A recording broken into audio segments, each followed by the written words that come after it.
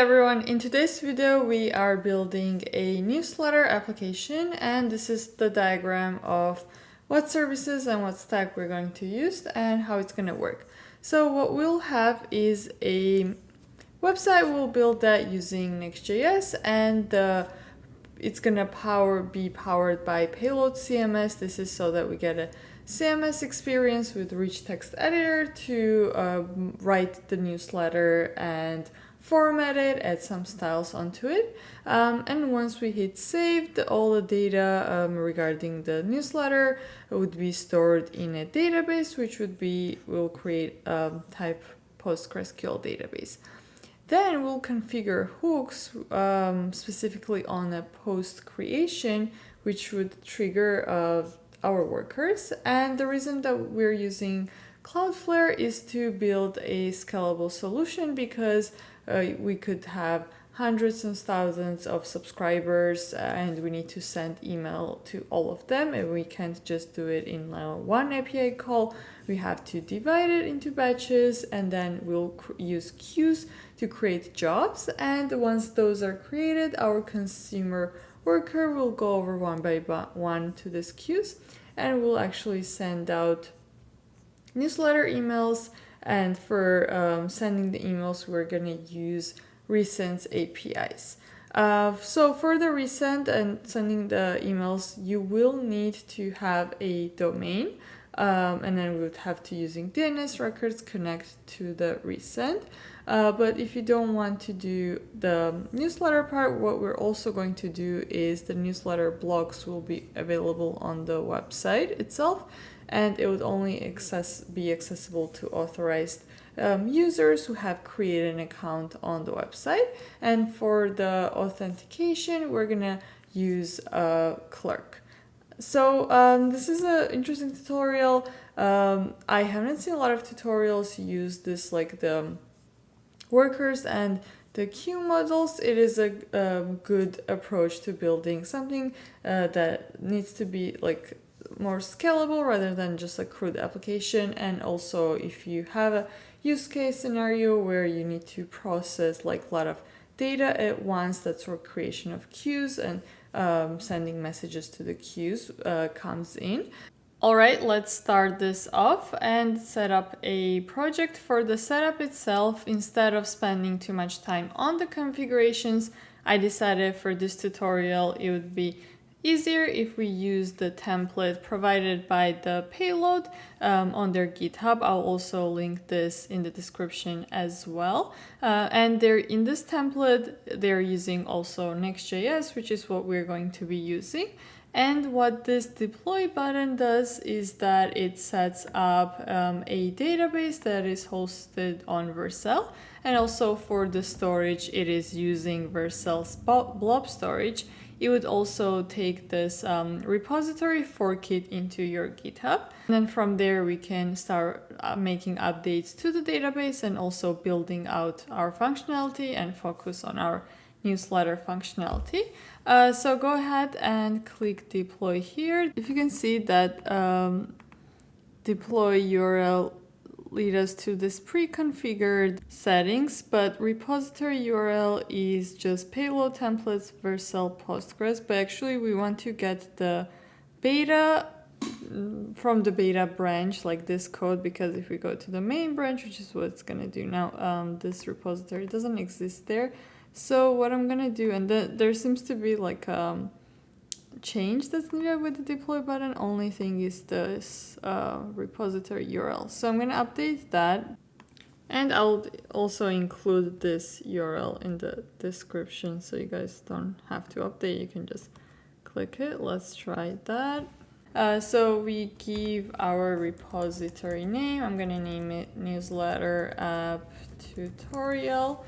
Let's create one. And as a next step, we just need to click add on both the database and the blob store. That's how easy it is to set up. Accept the terms, create. And for this, we have 3 environments. And once we click to connect, it would add environment variables. Let's also do the same for the blob store. I think the name sounds good. Let's do connect.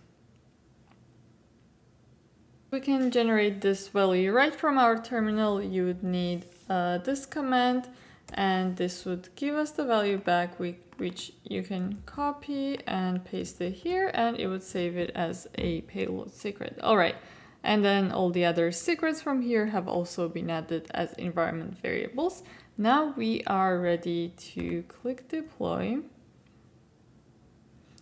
This will take a minute as it has to create the repository, add it to your GitHub, and deploy it. And there seems to be an error with the typings inside this file, but what we can do is we can run the project locally, fix it, and try to make changes, then redeploy it. Okay, so even though the deployment didn't work out, you should still see the create Git project repository step was successful. So if you go to your GitHub and locate the repository, click code here and copy the URL. Here we can do git clone and paste the URL, which would clone then into this directory. So let's say the into it and open it in an ID. I'm using VS Code.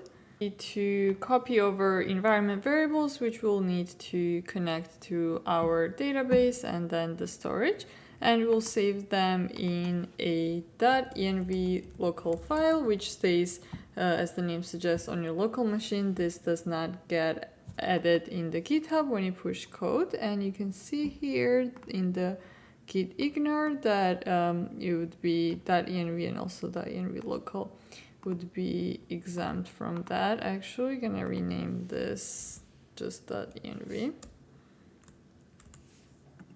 And we can get the variables. If we go back to the project, we would still select the project, and in the settings we can navigate to environment variables.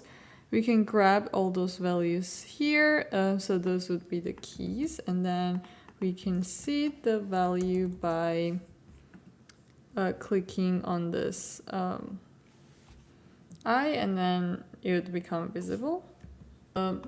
Keys over, this would be, it would look something like that. And then you can fill in the values by copying this and to the respective keys. Have those, you can save the changes to .env file, and then we go back to the terminal. This time, instead of npm, I'm going to be using pnpm. But if you don't have that installed on your machine globally, you can install by running npm install g pnpm. I already do have that installed. So to install node modules here in this project, I'm just gonna do running pnpm install. And to see what packages we have available, what scripts we have available, as well as the dependencies, we can always check package.json. So here we have a dev script that's going to start up the application. These are the dependencies that we are currently using. Okay, so it is done installing. Let's run it. That would be the dev script. So it's going to start it up. Here we can see the node modules folder, also the next bundle, and this is the URL. We can just navigate to it, paste that in here. That's our application, and this code specifically for this page is coming from app. So this app here is divided into two parts. Another app in parentheses is our app logic, and the rest is payload. So if we go to page.tsx, we can see where this is main section and all the logos, links, and the background for this one. So if we change any of the, for example, logos here, most of those are images. Let's add some text. If we say newsletter app, it should automatically get updated. And we can also check to make sure our database connection and everything else is working. So if we navigate to the admin, this is where we get access to the payload. But as we saw, we had some issue in the deployment, but so it's pulling the schema. That was successful. Okay, but it doesn't seem to be issue on the local setting. Okay, so the first time when you actually try to log into Payload admin from where you'll be managing the data that gets stored in the database, you'd get prompted with create first user page. This is the CMS part is all handled by Payload. We're just going to describe table collections and how the data should be structured. So here we can enter our email and then password. So since we don't have this connected to a email provider yet, the forgot password functionality won't work. So make sure if you set a password, remember that. And once we do press create, we're going to be redirected to our collections dashboard where we can view the collections. Currently it's only users and media, and to like cross-examine this from the code, this is where we have the folder and this is all the field definitions. Let's check out the media one. So I'm gonna click on media. This is where we say the list. Currently we don't have any. And this is so we have a file field and alt text. So I guess this is for storing files. And if we go back to users, the first user that got created did get saved here automatically. So that's the short overview of the payload side. And before we update anything in the payload, we're gonna start building out the landing page. All right, and let's go to the page file inside the app folder, and here we can start by removing this line first. And let's also wrap the main inside another div because we're going to be adding like a header and a footer. So that would be div with a flex class, and inside here let's do the header, and below the main we're gonna add a footer. So now the header footer don't have any contents, and we're gonna be adding some links, and we have to import every time we add a link in the Next.js from the next link, so make sure you have that at the top.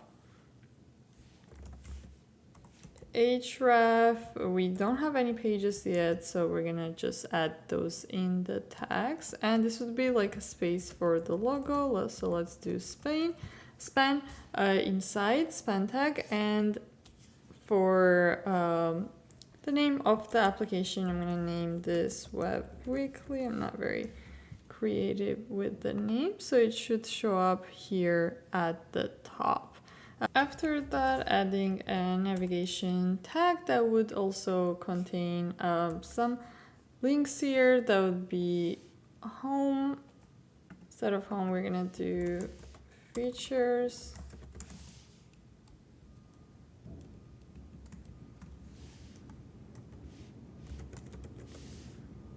Pricing. About, and we can do contact.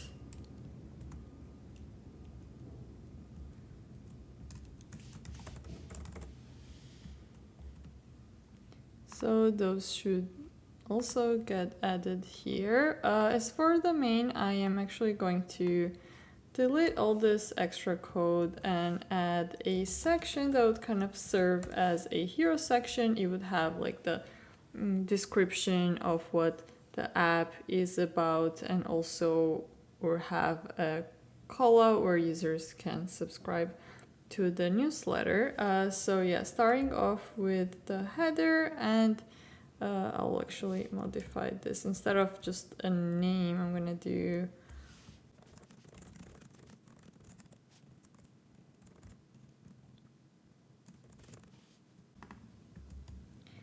add this text as a paragraph. So because and let's remove this one as well. Because we removed the background now, our default background, I guess this coming from global CSS styles, which we're gonna tackle in a bit, is black, and then we have this header and a paragraph text. All right, we are going to use the Tailwind, which is actually already installed in this project. It's just not configured fully, and we're going to do that. But Tailwind, basically what it offers is a utility first classes. So all the CSS is provided by the Tailwind. We just have to add the classes based on their documentation, and the stylings would get applied to our HTML logic. So what we need to do to make this change is go to our global. So they're using in the template here, it's global CSS class, and actually we can just use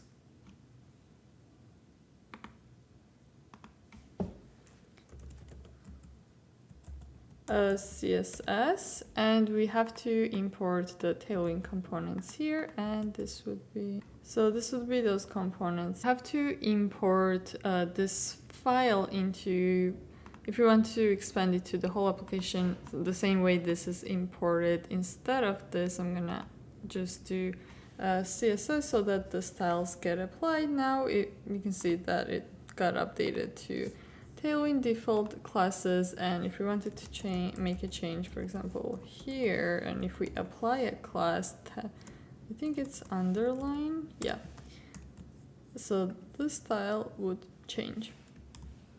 Start updating the classes for the code that we already wrote. So for the whole landing page, I'm gonna make it flex, and then flex direction would be column, and let's set the minimum height to the screen so it expands to the full height.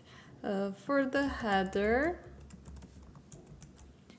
adding the padding on the sides, and then for the mobile responsiveness, there's different breakpoints that Tailwind provides. Large would be also only applied on like larger screens, so we're gonna have a bigger padding there. Let's set the height for our header and make it also flex item center. All right, so that is kind of our heading. For this link, I'm just gonna make it flex item center, justify also center. If we have like an icon here, it would show up nicely. And let's move all this links towards on the right side.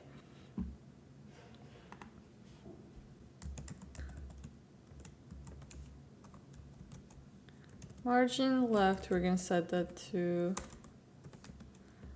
auto flex. Let's add a gap, which would add gaps in between all its like children items, so we don't have to go by one, and then on larger screens, starting from the small breakpoint, it would add a larger gap.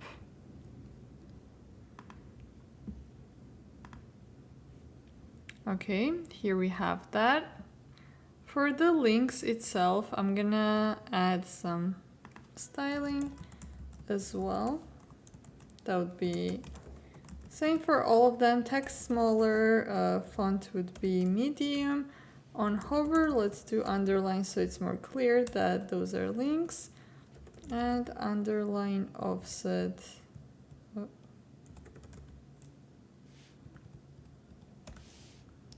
For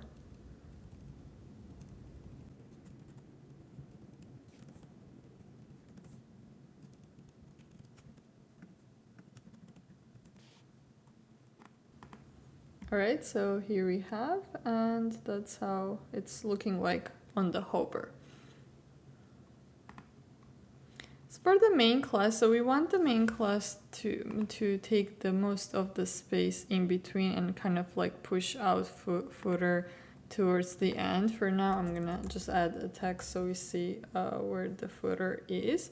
And if we do class name flex1, that should do that. So footer got moved here. Let's add a styling for the section. I'm gonna do width full, add some paddings for 2 breakpoints. Actually, let's do also a large one. That would be enough. So that's our section. And then we can use a container which would automatically add some margins and paddings for our content inside. So if we do this, wrap that into contents into a div, maybe add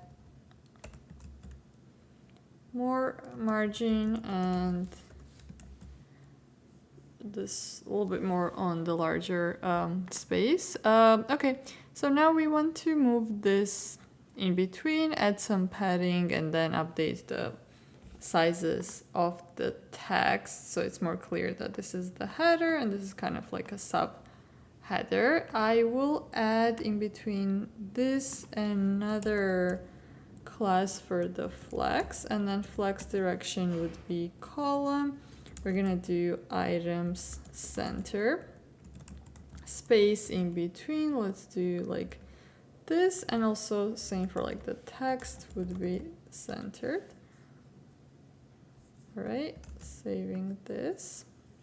So that looks better. We are also going to add like a form after this. So maybe we can have another class that for just the text, and that would be also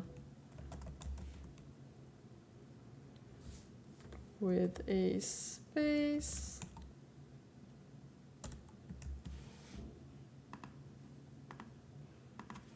And then flex column.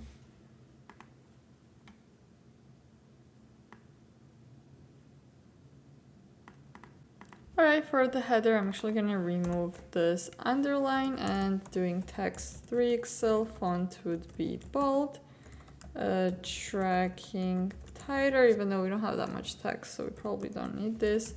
On smaller, on larger screens. For XL, and more medium we go even bigger. Let's do 6 on the largest one. Okay, that looks more like a header. Let's update the subtext, margin, auto, max. Wait, since we have a lot of text here, let's set the max width to, and if we want ever to use default values, we can use the brackets and put like pixels directly in, because Tailwind uses its own set of, I guess, values. Gray 500, medium text XL, then I think that's about right. Okay. To the next section, we have features. This is where you can really show off what your newsletter provides. So we are creating a new section for that. Inside here, we're gonna have a div class with a, that's kind of like would serve as a container. Then we can start creating the header, that's section header that says features. Okay, so that's our small selection. Yeah, it's weird. I do get this error sometimes about HTML tags, even though the tag is spelled correctly. Let's also set the width full for this one. We can actually copy the styling of this here. Add some paddings here. Then we update set the class name to text3xl, font bold.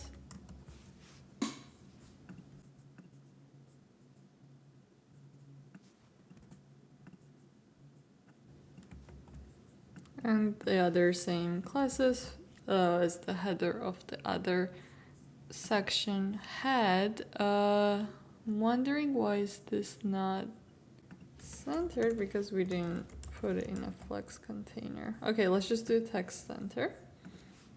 And the next div, we're gonna have a grid that's gonna map out or like list the features and the cards for the features which we're gonna build out. So we're gonna do this class name equals grid, and then this would decide like how grid, like the parent container would decide how the items inside the grid will show up. So if we do gap 10, they will have gap size 10 in between. Then we can define the column. So on smaller screens, let's have one item per row.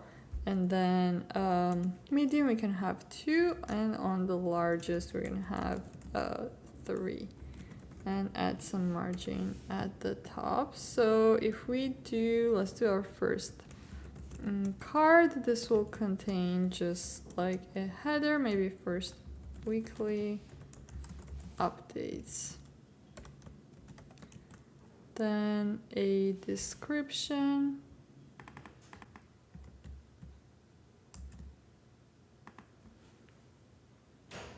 Okay, so the text shows up here. Let's update.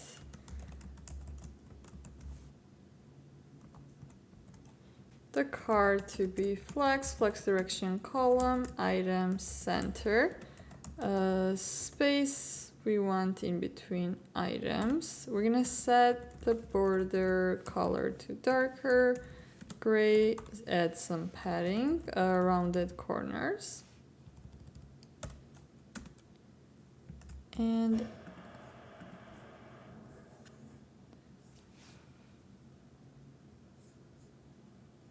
oh, I didn't set the border, that's why it's not showing up. Okay, add the border.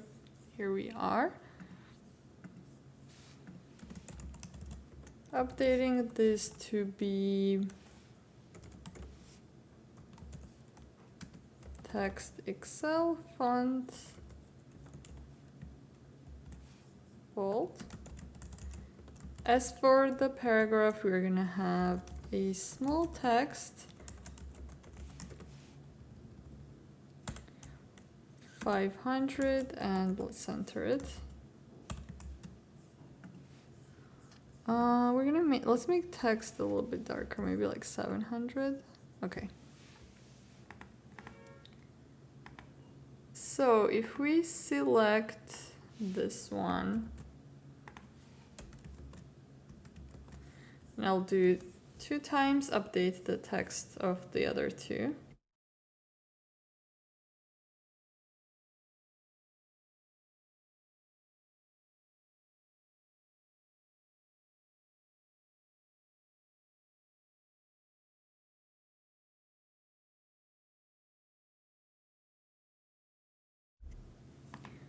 And that is our feature section. So if I make it bigger, there should be 3 columns. Oh, I did 2 here. Should be 3. I will also set the max width for this one. Maybe it's better if this shows up on 2 lines.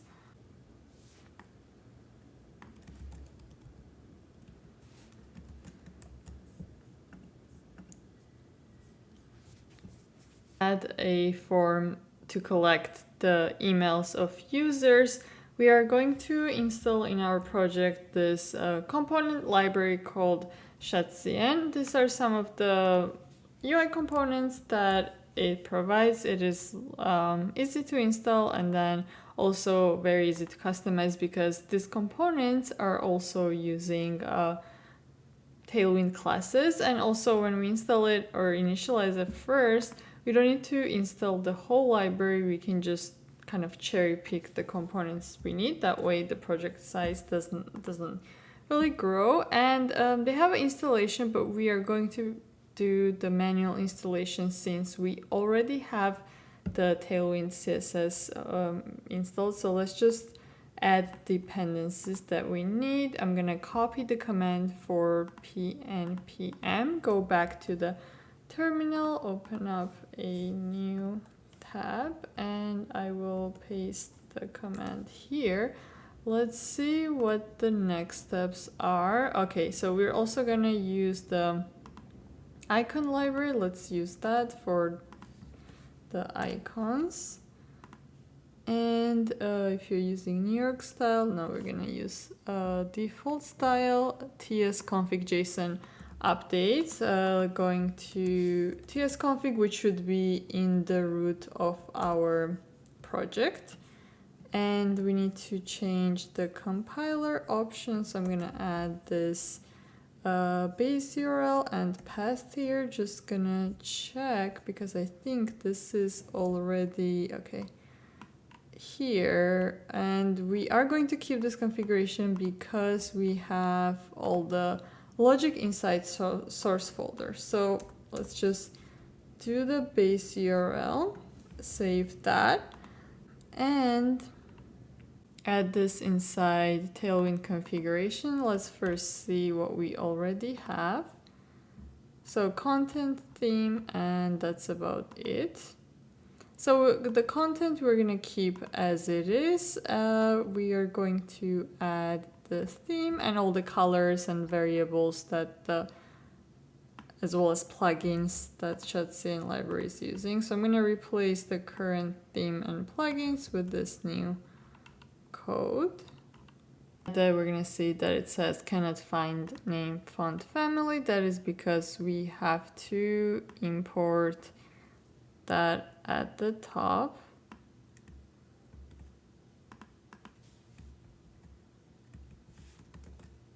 This center needs to be a value instead of the string, so let's try that.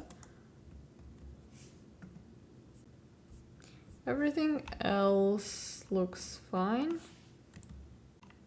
And one final step is configuring, adding this in the values for the variables inside the global class. So after this Tailwind imports, we can just paste this. So those are the base classes, and then it also offers the dark mode option. Okay, and one more thing we have left, that's our utils classes. And in the source, let's create a new folder, libs, new file, utils.ts, and save that.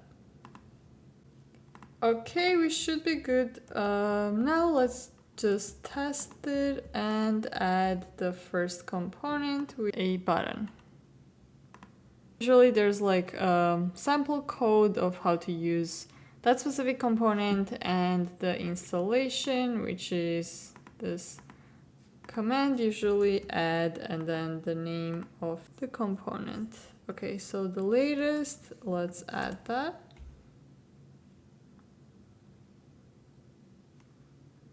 And yes to the component JSON file. We're going to select the style default, neutral, and yes for CSS variables. So what this will do is inside the components folder, it will add the UI, and oh, it did add this lib folder automatically. Okay, actually maybe that spelling was correct. I'm gonna double, oh yeah. I'm gonna delete the one that I created. I guess it didn't find it, and that's why it added it.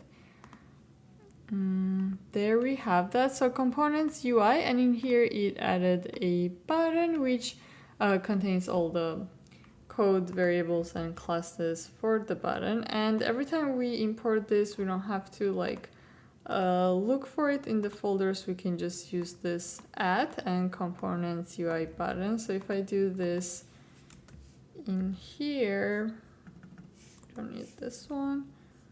And somewhere in the section to button, this takes in children, we can do subscribe.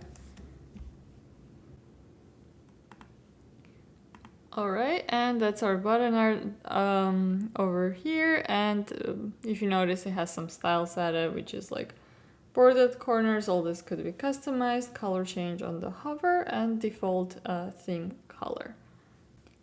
Now what we can do is we can remove this button from here and actually create a new component that would take the that would include the logic for the form. And for I already have components folder here, so I'm gonna create a new folder for all the newsletter related components, and in here I'll add a new file, subscribe. Let's name this btn.tsx.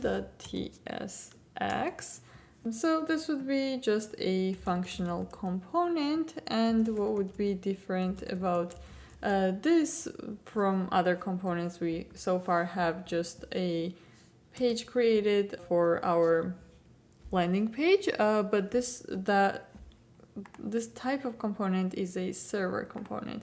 For the button, we're gonna have a client component because we need some interactivity here, and we'll be using later on when we call the action of what button submit should do.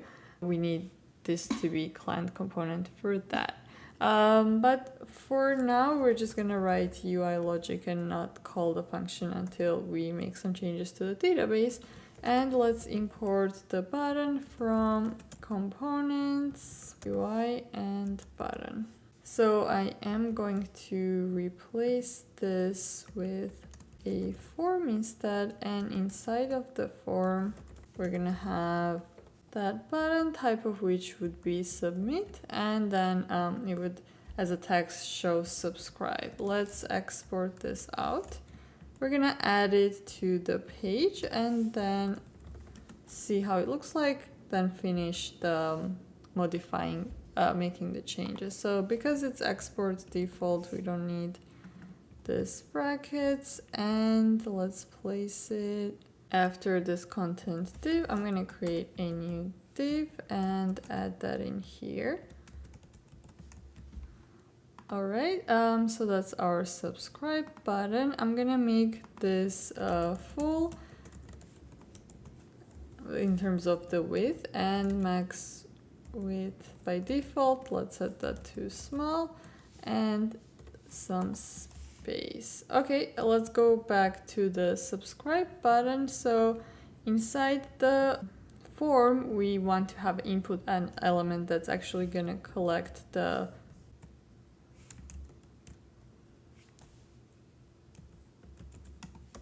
email. So flex and space x2. Then for input element, we're gonna use one more time the shutcn. So that's the input element, and let's install this one.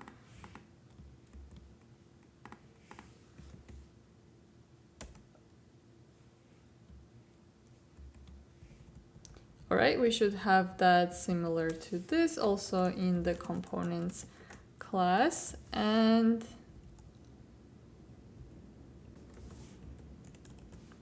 input, we are going to make this type email. So do the type checking to see if it's a valid email or not. The name would be email. This is important because later on the name would help us identify how this data is stored. Placeholder, let's do enter your email.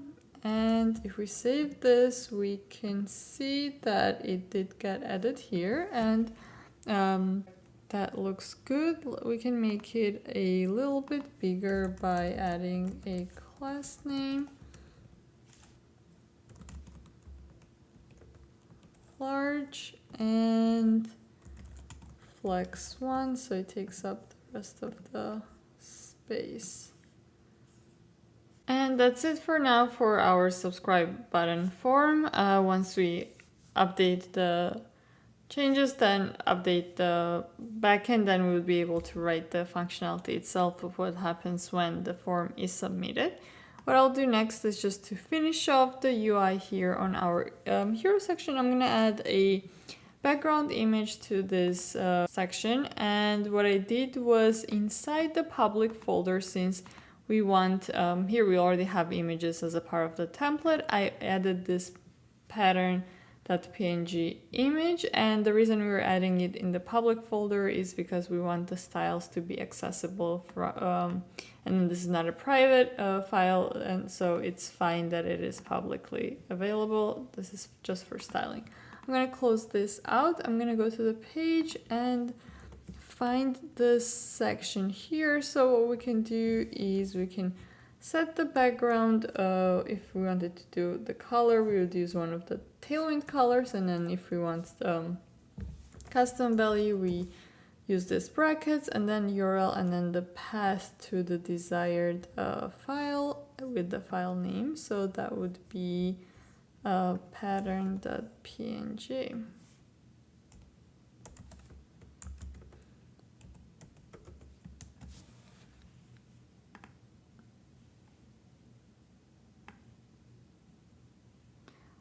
All right, so I guess it's out fully. So let's do background cover.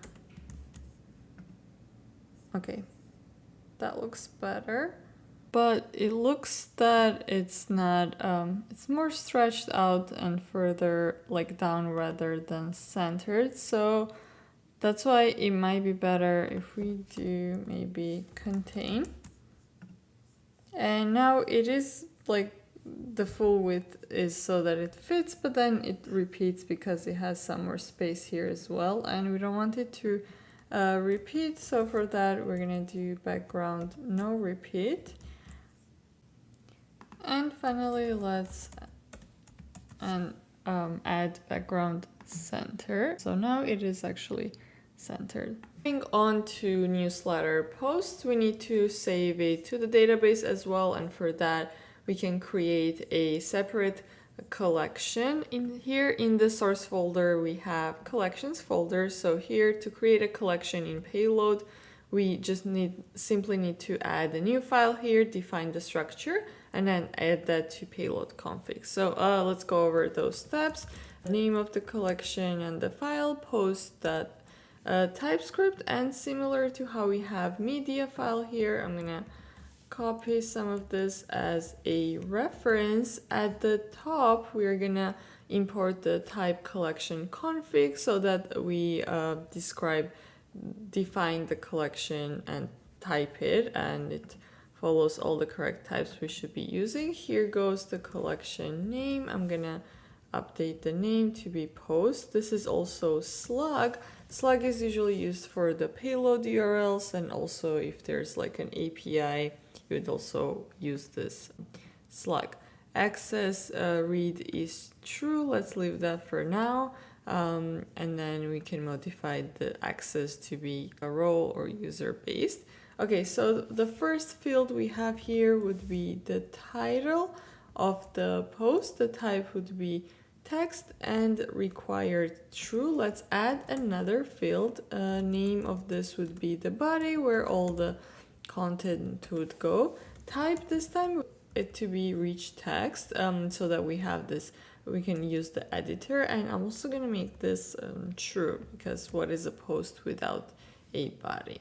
Okay, now let's go to the configuration and import post into it. So we can see we already have imports for media and users. I'm going to add one for posts as well.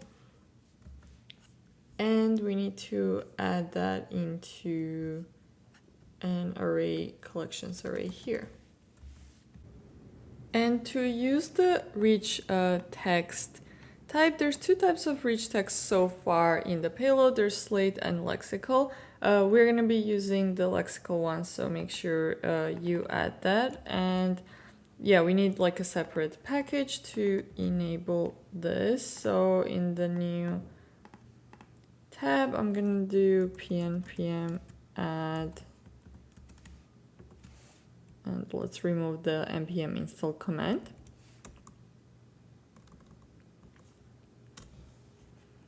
Okay, and then the one more thing we would have to do is inside the editor, we can now save this and enable that. So it should be Lexical editor, but we should import that from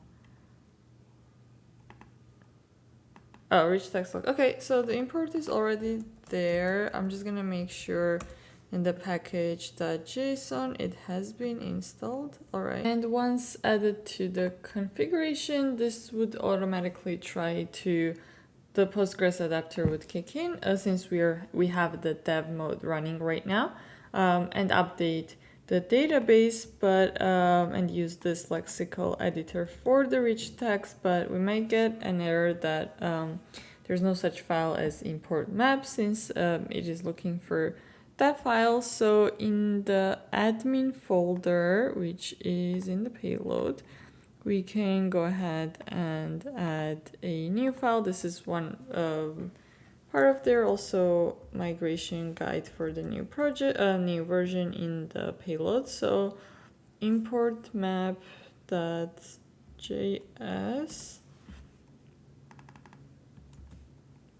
and we can just add this in here. Let's restart the application. Next time the payload is generated, this import map is automatically updated and we won't have to touch it. So for example, if I go here now, all this lexical content got added there. So that's great. And then if you're having issues with the lexical content, the next thing to do is inside the layout, what I did was I added this line of code. So import map from admin and add that inside the root layout, which is already, this is part of the template. Only line of code you'd have to add is as a props, pass that to the import map. And then we have to do same thing for the page tsx. So import that here and pass it as add a second argument to the root page. And then one final step, I'm going to do same thing for the not found, so all the pages in the admin. And where is this one? Import map. All right, let's save that. So now if we go to let's go to collections, we're gonna see that we have added this post. There's an option to create new post, and also that we have title. We have this rich text editor, which comes with all these different kind of options and styles that we can add. Is I'll paste this post that I generated using an AI agent, and I'm also going to comment this out since I don't need the file upload on the post collection itself. All right, so if I save this, it should submit. I'm gonna add 2 more. And then this I generated using, it's basically like a summary of my YouTube video, and I generated using a custom AI agent that's trained on my YouTube channel. I'm gonna link that in the description if you want to check that out or create one for yourself. And also these are the content. I'll also add the YouTube tutorials that these posts are about, so check them out as well. Now let's fetch those posts on our landing page site where we're going to display just like the snippet of some of the content of the body. And in terms of querying the data from our CMS, there's different ways in Payload that we can go about it. There's like a support for GraphQL queries. We also have like a REST API, which if you call like this URL running on local, so this is the slug for the collection. There we have some filtering. Then you'd also get a result, and this is how it looks like in the application. We also have an option to use the payload instance itself and to do queries from there. So this is what we're going to try to do now, the local API. And I think there's documentation in NextJS. We have to use the get payload HMR. And so that we don't have to import that every time we're trying to access the payload, what I'm going to do is in the source folder, I'm going to create in the library a new file for payload utility function.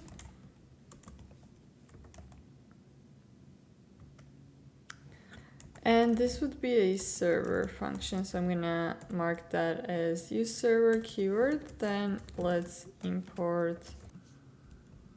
So the function name is get payload R, and it would be from payload CMS. Next, and utilities.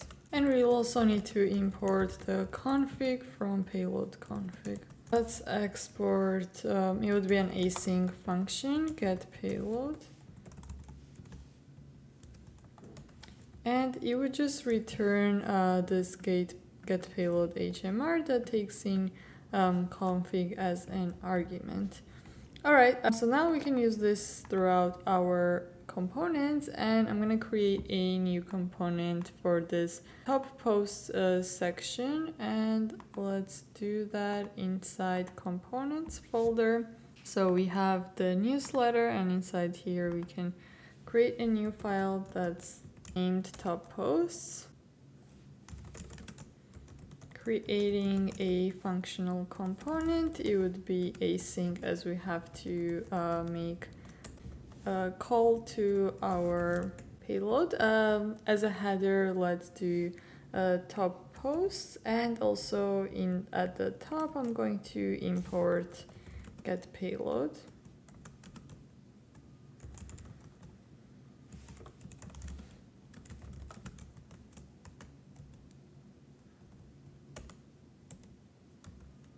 If we do following the documentation, something like save post here, that equals to await get payload, and then we call find function here, and we pass the collection name as a post. We don't need to sort, and then let's do limit 3. We only want to display 3 on our landing page.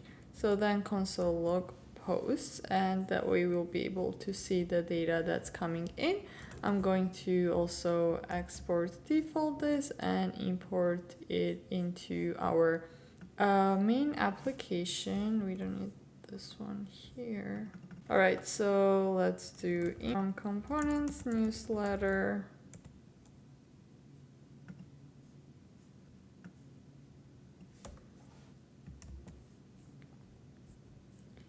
All right, and I will add this into a new section. And let's just copy the class name, close this out. Top post line doesn't take in any arguments. Go to our landing page. So here we just see like the text right now, and here's the data that's coming in for the 3 top blog posts. Let's just like display them in a card format, and we're gonna use the Shetzian card component for this. And to install that, let's run the command. While that is installing, we're gonna create a new card component for the post that's gonna display the contents of the post. We can go over to the top posts and import.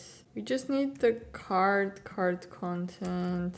I'm gonna delete the footer, just leave with the title and the content. So now if we take the top posts, we can map them out in a grid format. So it should be posts map, and then card title would be post.title. We have to access the docs. So if we examine the object here, the docs contains an array of results. So we would get this titles actually displayed.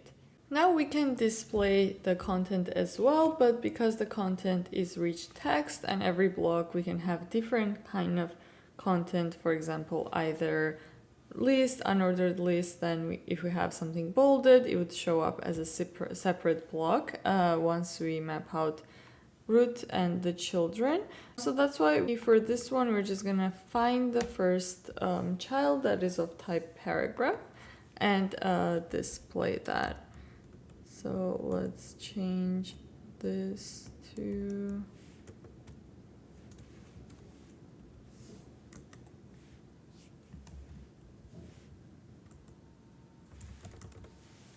and here we're going to first find a first paragraph.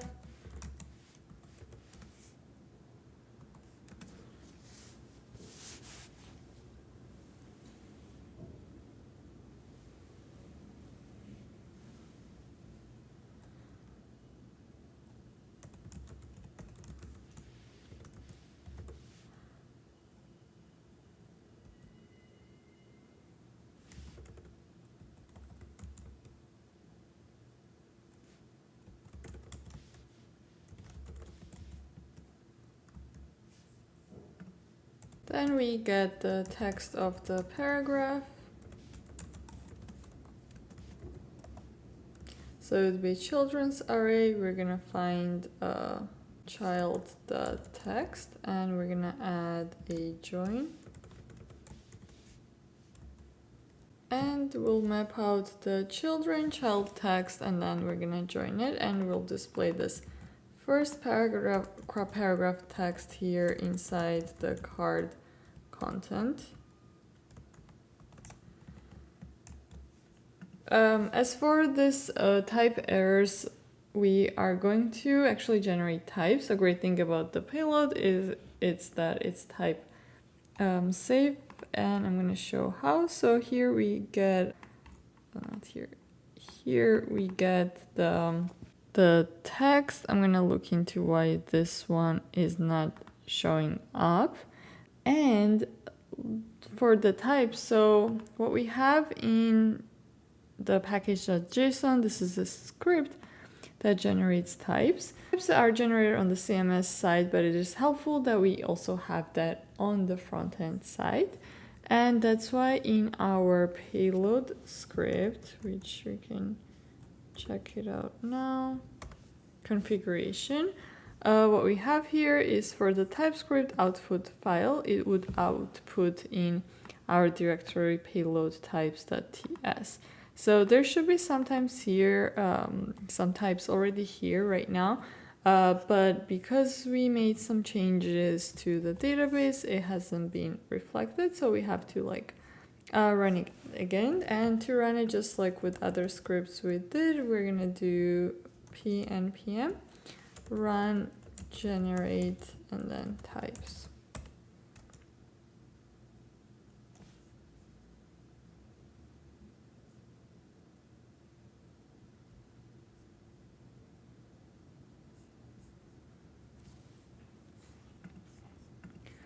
All right, let's try to add type module here, see if that resolves it. Okay, so that did generate the types. Let's just reload, make sure everything is working. All right. So now we can check our types file. We can see that this got updated. Post now contains post body. So we can import the post also. I'm gonna close this one out in our component. So that would be post from, and then that's coming from payload types. Let's see, let's type this here.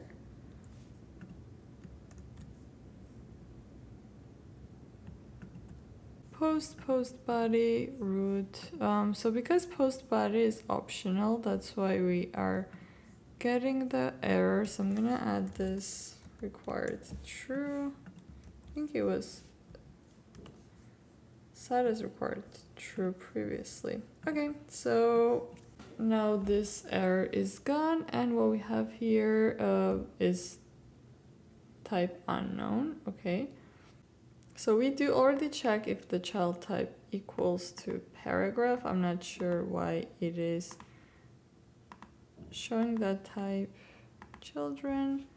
Maybe like empty lines. There could be still paragraphs that are empty and have no children. So when we do a find, let's also check that the child has children, and first that it's an array.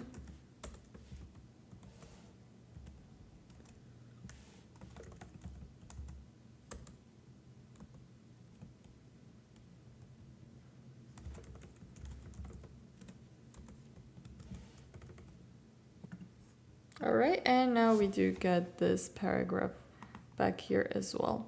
Check if this exists, and first paragraph dot children. Then we're gonna display this. If not, we're gonna show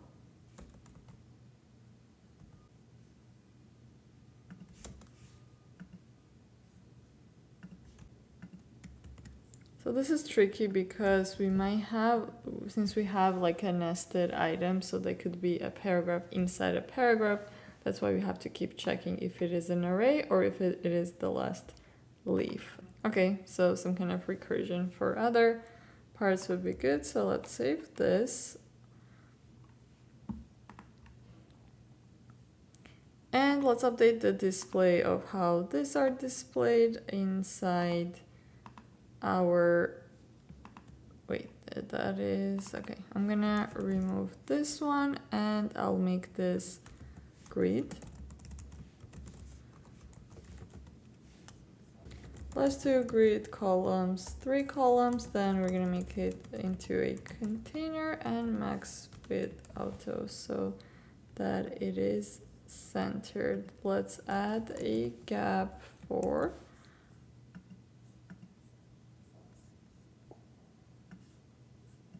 and usually the cards are styled pretty well. Let's see how it looks like. So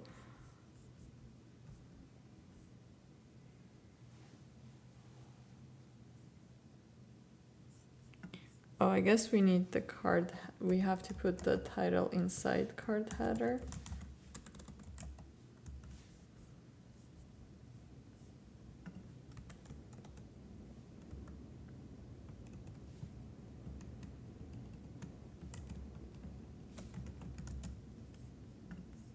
All right, let's see how that's looking like. All right, that is much better. As for the header styling, we're just gonna copy the same styling for all the sections.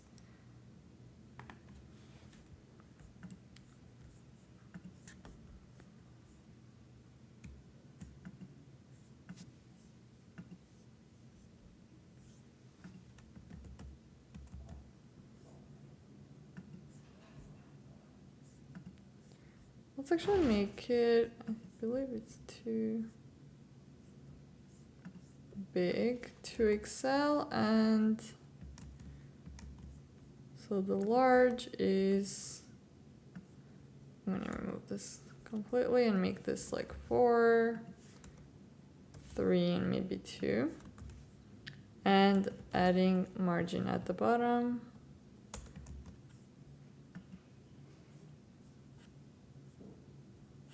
All right, that looks good.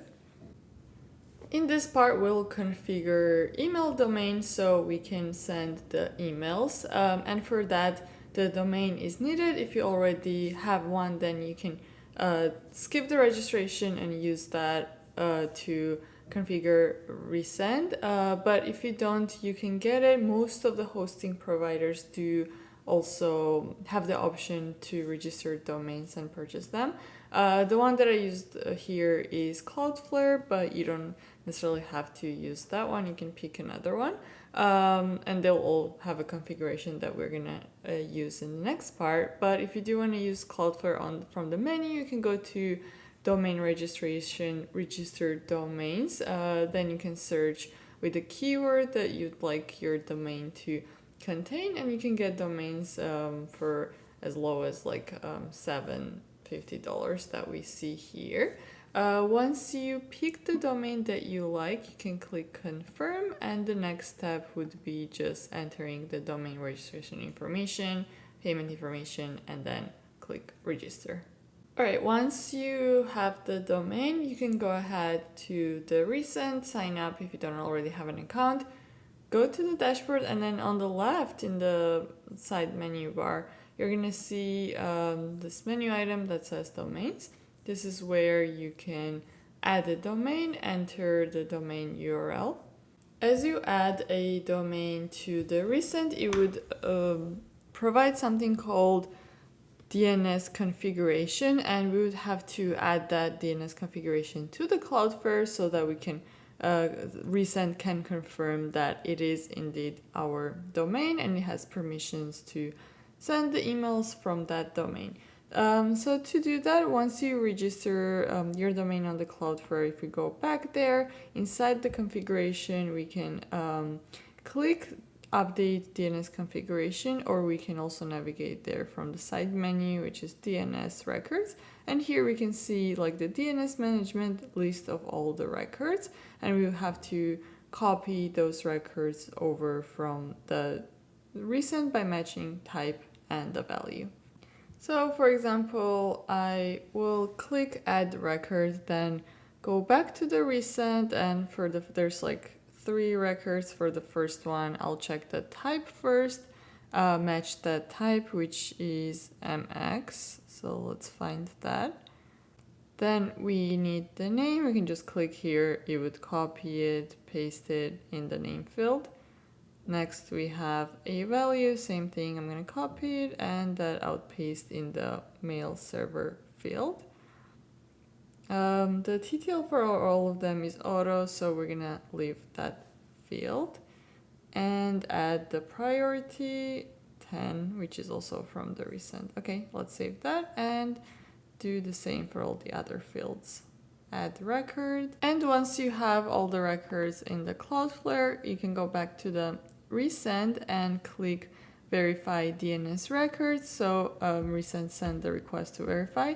It usually takes some time to do this verification, and before that we won't be able to use Resend. So make sure to check the status, and once it says verified, then we can move on to create our API key and start using that. DNS configurations are verified in the Resend. We can go to this part for API keys. Create an API key, give it a name.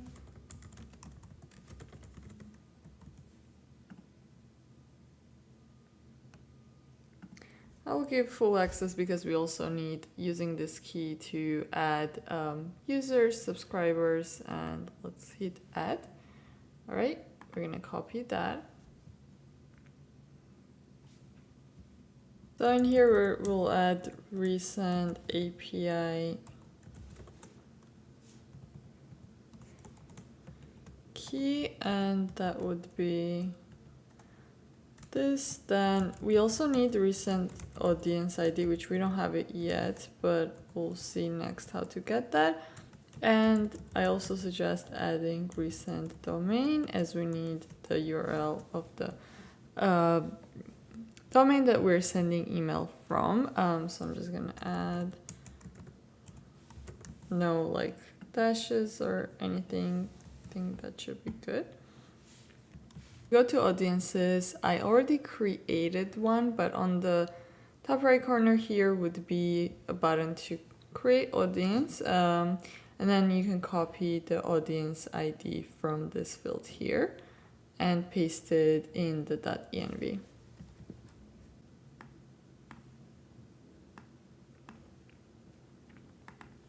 And now we can finish implementing this functionality, which is when user enters the email and clicks subscribe, they are actually subscribed to the newsletter. And we can use, here's our Resend documentation and the part for the contacts, create contact, and then we pass audience ID here, first by creating and calling the Resend, and this would be a server action since we have to communicate with the Resend server, and we can create that in, I'll do like an actions folder inside source.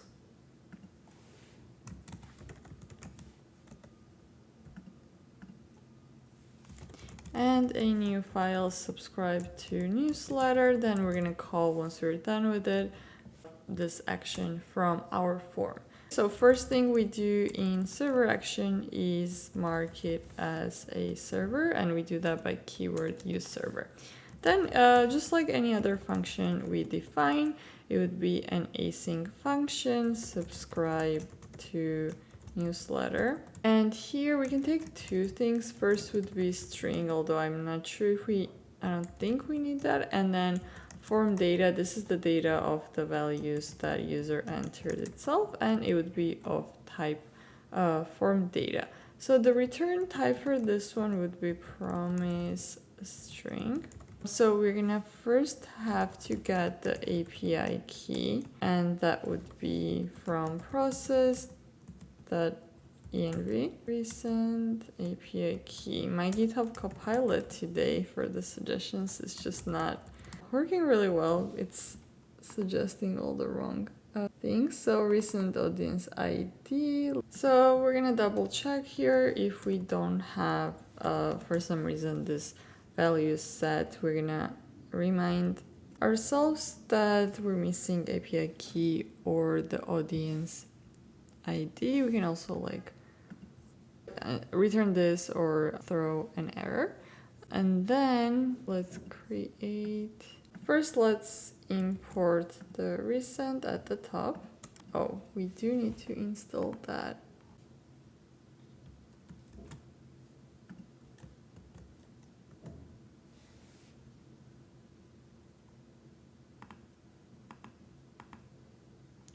All right, now that is resolved, let's create the new Resend instance, and we're gonna replace this with API key. Copy that, and we're gonna await, and we're gonna call the Resend function. So first name and last name, we are not collecting those, so we can skip that part. As for the emails, we can access email actually from the form data. So that would be constant email and then form data get email. Let's replace this here. Unsubscribed false. As for the audience ID, we're gonna do pass audience ID. We can console log the response to see how it looks like, and we can add a try catch statement here.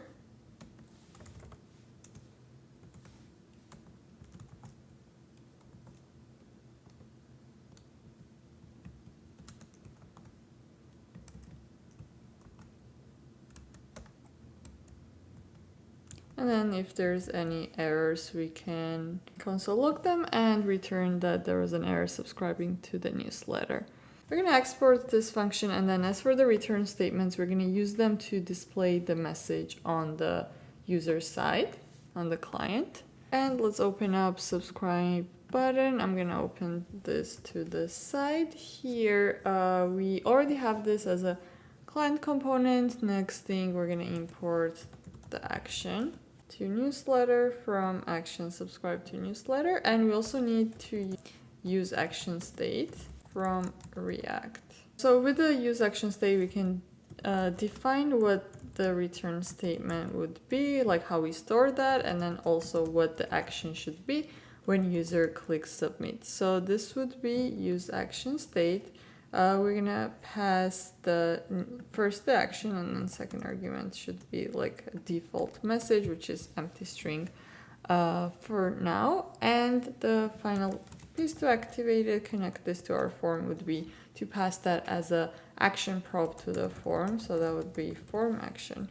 Let's save that. And we can also, even though this would trigger the action, we are not here. You can see it's great that we're not using a message yet, but we can display that as a message maybe after this div. So if there is a message, then add a paragraph that displays that message. We need to check for this because initially this is just empty. And some styling, flags, items, center, margin, top 2. Let's also open up, so I guess because this is the server action, the messages we would be able to see in the terminal and not the console of. Use this email, subscribe. All right, and it did subscribe successfully. I wonder why it did not display the message.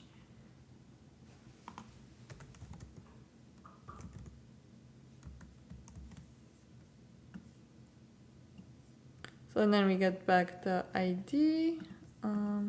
Oh, that is because we're not returning the response. Okay, if it is successful.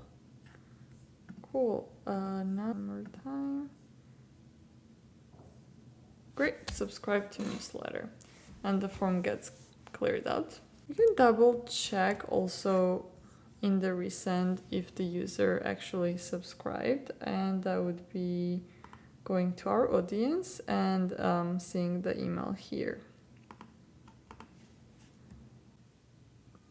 Now that we are capturing user emails and have a subscriber list, we can next work on sending the emails. So this is the functionality just like we did call the resend, and this time we call send function. It takes the from, which is the email of the email domain that we're sending the email from. Then it is to, which is this would be subscriber email, subject, which would be title of our post, and then in the HTML goes our post. And then we want to trigger this when we create a post in the admin. And to trigger this functionality, we can use, this is where the collection hooks or just hooks in general in Payload CMS come in. You can add a hook on a collection or even at a field level. And there's different types of scenarios where we can pick from. The one that we're looking for is after operation, and then we can get more granular and pick like operation only, which would be create, and then call a function which we'll write that would send an email. So yeah, let's start creating that function, and we're gonna go to source. Let's create a folder for the hooks.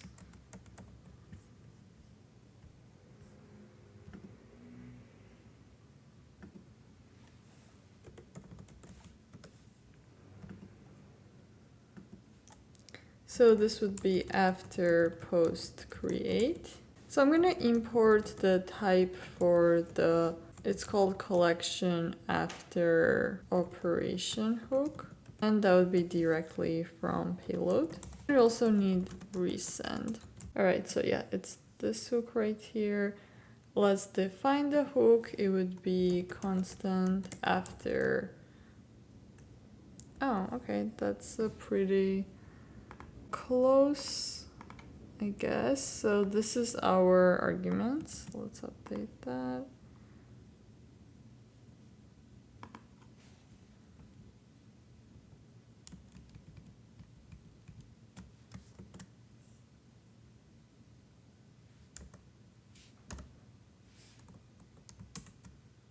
And let's check if the name operation, it doesn't equal to create, then we can just return the result. The reason we're returning result is sometimes these hooks can also be used for, let's say you want to store data in a different format. You can update the data as well and return that.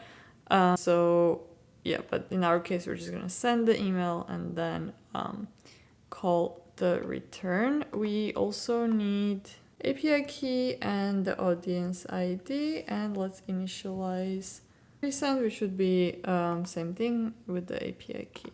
So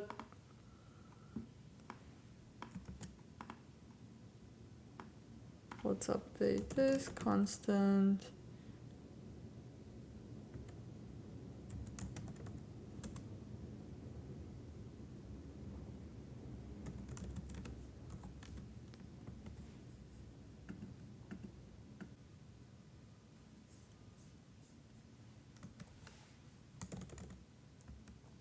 You can console log the response and return the result. This would get updated to our email, and I'll do something like hello and hello at and my domain URL. As for the email, so first we have to, after the post create, the only result we get here is the body and the post details, right? We don't get the emails of the users. Emails of the users we have to fetch from the Resend, and that would be audiences. If we go, there's no function to send an email to an audience, but I think it would be a great feature addition if there was like a, instead of to, it was audience ID, so you would send it to all the audiences. But while it's not here, we can list the audiences first, then go through, grab the emails, which should be, that one just shows the audience. So list the contacts is the right one, which would give us an emails, and then we can go through this emails, create the data, and use send. So let's do that. I'm gonna copy this. That equals to paste this, update this with our own audience ID. And for the type checking reasons, let's, if there's no audience ID, return is the one that we're checking here. So I'm gonna replace that with the audience ID. All right, so then we have to kind of check if we get back any data, and so this is the format. It would be data, and then object type should be list. And first let's check if emails.data is not there. We're gonna also return result, and this is await. All right, and then next the type of response. Data object should be list, I believe, otherwise it would not be an array. Else is our response for now. All right, so once we have that, let's format the email data. So constant email data that equals to response that data. Another data, we're gonna map that out. It would be contact, and inside the contact, let's construct this response that we would be giving to the send email, which is this one. But actually, since we're sending more than one email, we're gonna use the send. It's the same functionality, it just takes in the data differently. It takes in an array. So we're gonna construct that array, and that would be, instead of this one, we're gonna do return an object, and that would say from hello, this the main, the subject, and HTML would also actually be the same. Only thing that would be dynamic is this two, and then we pass that as a contact email. Why do I keep saying? All right, we are ready to, oh, we are calling it on the batch, not the email. So let's update that. We're gonna do send, and inside send, we're gonna pass email data, since that takes in an array. Let's console log the response. I'm gonna just name it batch response. Export default after post create. So we do have this function, we just need to add it to our posts collection. And to add the hooks in general, we add a new field here called hooks. And here there's, you can define the object for which type of hook we're looking for. This is where we paste the after post create, and since we don't have that imported, let's do import. It's a default one, so here. All right, we can save that. All right, now let's go to our collection in the post, create new post.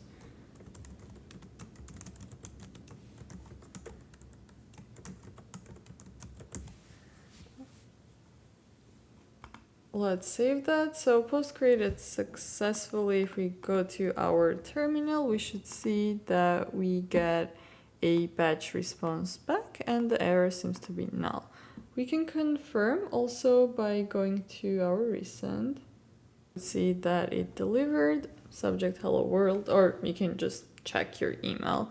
That also works. So the only thing here is that we kind of hard coded this values right here, if you noticed it, because we're just testing so far what we have. But yeah, the next part is going to be updating this piece, which is the subject and the HTML. We want to get that from the new post created. And the subject itself is easy because we can just access the title. So for example, if we were to do, let's do this after this one, title equals to, well, first we access the data, so constant new post equals to result.docs. And I'm gonna add the type for this for any, because we should be getting the result in. And even though I found the types for, so there's argument types, but I don't think the result here is typed. So if we do, because result could be in any format, depends on the data that we have. Okay, so once we have the new post, we are gonna get the title, and that would just equal to new post title. We can also get the body. The thing here is that the body comes in, since we're using a rich text editor, the format of the text is like the rich text lexical, so we would have to convert it. Since the Resend doesn't directly take that format, we'd have to convert it to HTML. Resend that does support other formats like React, but in this case it makes sense to just do convert lexical to HTML. And we can use the actually payload CMS functions to do that conversion. So that this would be what we need to import from rich text lexical. And first we need to define the configuration. So that would be editor config, so default at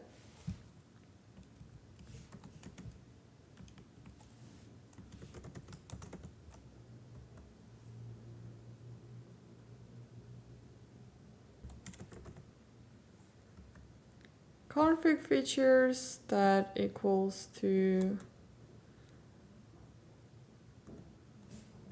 so we pass the default ones, so let's destructure those right here, and then we call the HTML converter feature, and then we pass an empty object to it.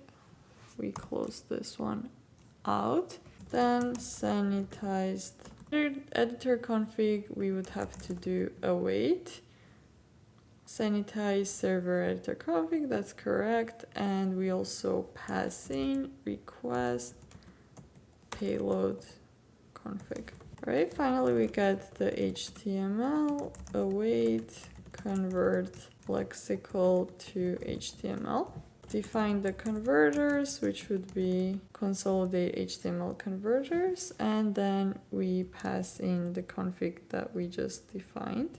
That would be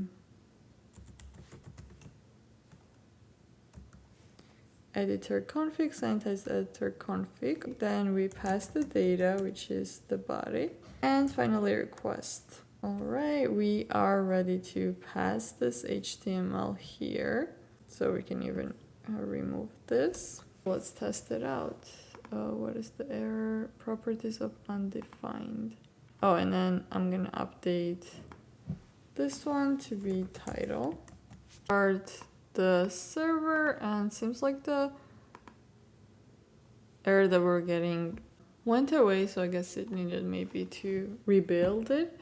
And let's test it out. Create new. Now we are testing Lexical to actually this is where you can read more about it, so I'm gonna just paste that here.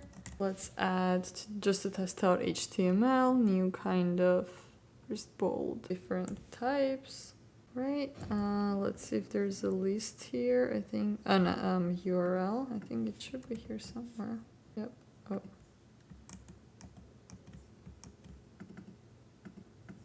I'm gonna select this, make it into a link.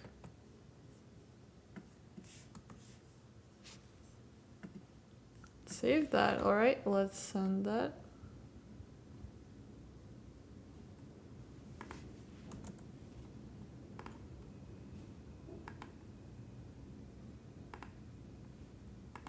Can it read properties of undefined? Let's console log the results to make sure we get that.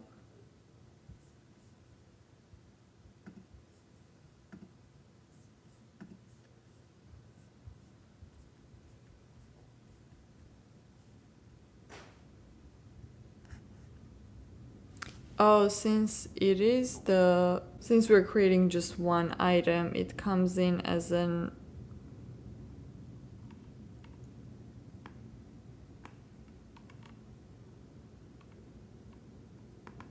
item, so it should be result.doc. So then it does have a title. Oh, I see. It doesn't have the doc, it is just the result that we should be accessing. Okay, let's try again one more time. Submitting. All right, post created successfully. Let's see our resend.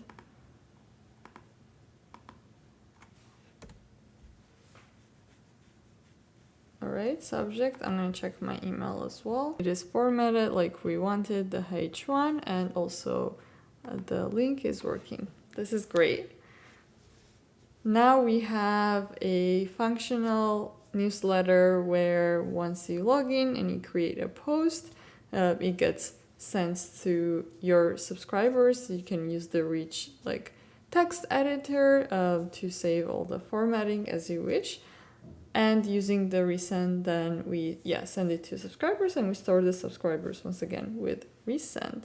Be the workflow if you're sending a newsletter in a smaller scale audience, but if you want something that's more scalable, the caveat here would be that with this batch send function only takes in 100 emails at once, and you might think that one of the solutions to be going over the audience and dividing, I guess, batches of hundreds and then in a loop sending the emails, but that wouldn't scale up to a bigger loop because then you're doing this on an API has timeouts and functions. Even let's say you deployed using Vercel, there's a certain time limit set to each APIs and server functions.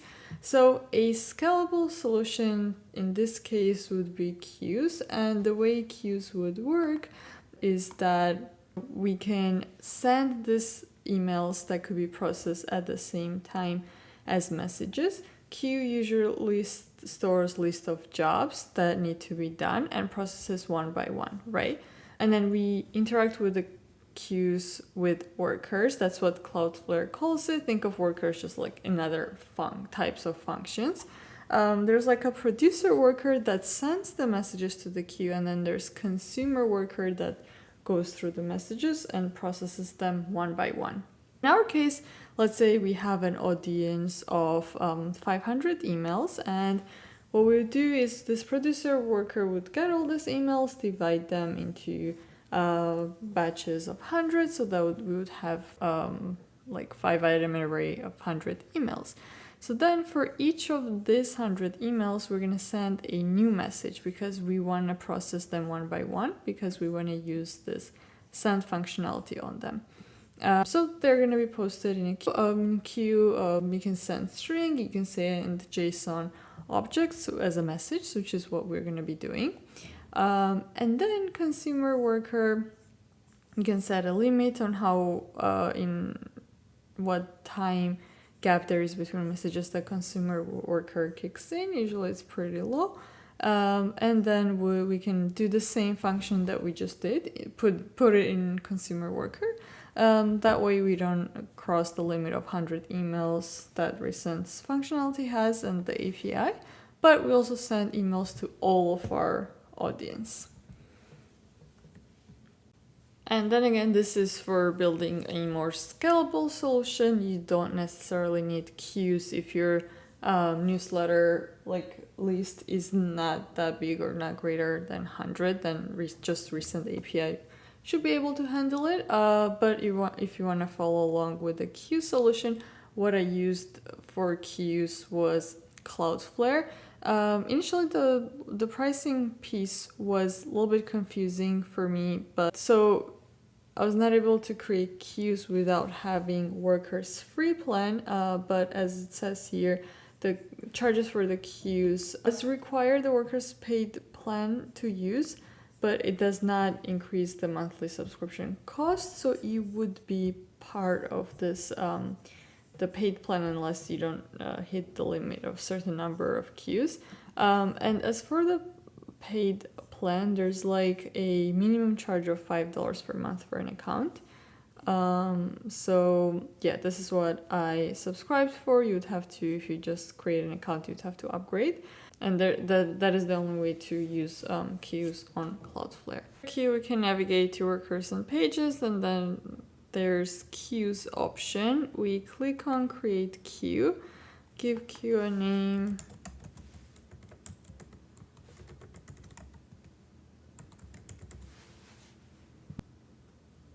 All right, if we go to the queue, we're gonna see that there's no producer or consumer attached, and also there's no messages yet. And as I mentioned, we do need workers to be able to communicate with the queues, which are also deployed on Cloudflare. So let's create those. Documentation here to create a worker project which would contain the logic and the code set up for both producer worker and later on for consumer worker as well. And so there's this command to create a project. So I'll create a separate project. I wouldn't include that into this one that has the setup for Payload because we're using this code and the GitHub repo for deployment in the Vercel. So I'd like to keep the two separate, and creating a new project, I'm gonna name it Slatter Tutorial Workers.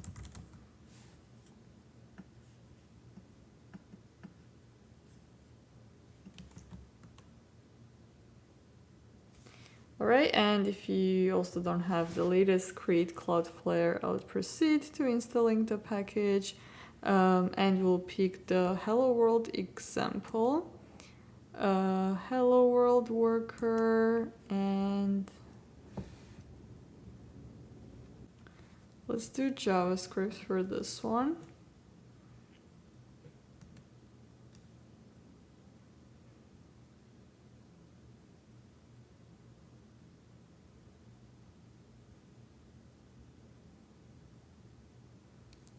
We'll say yes for the Git one and don't deploy it yet.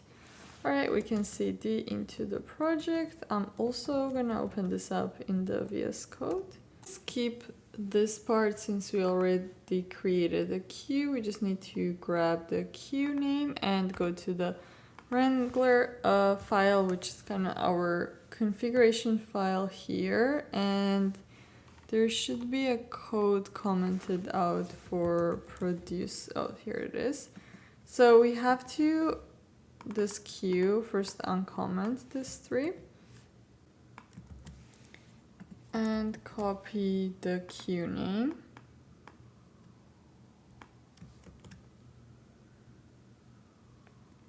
So for the binding, I'm gonna make it same as the queue name, only I'll just add the word binding in the end. Hope it's not too long.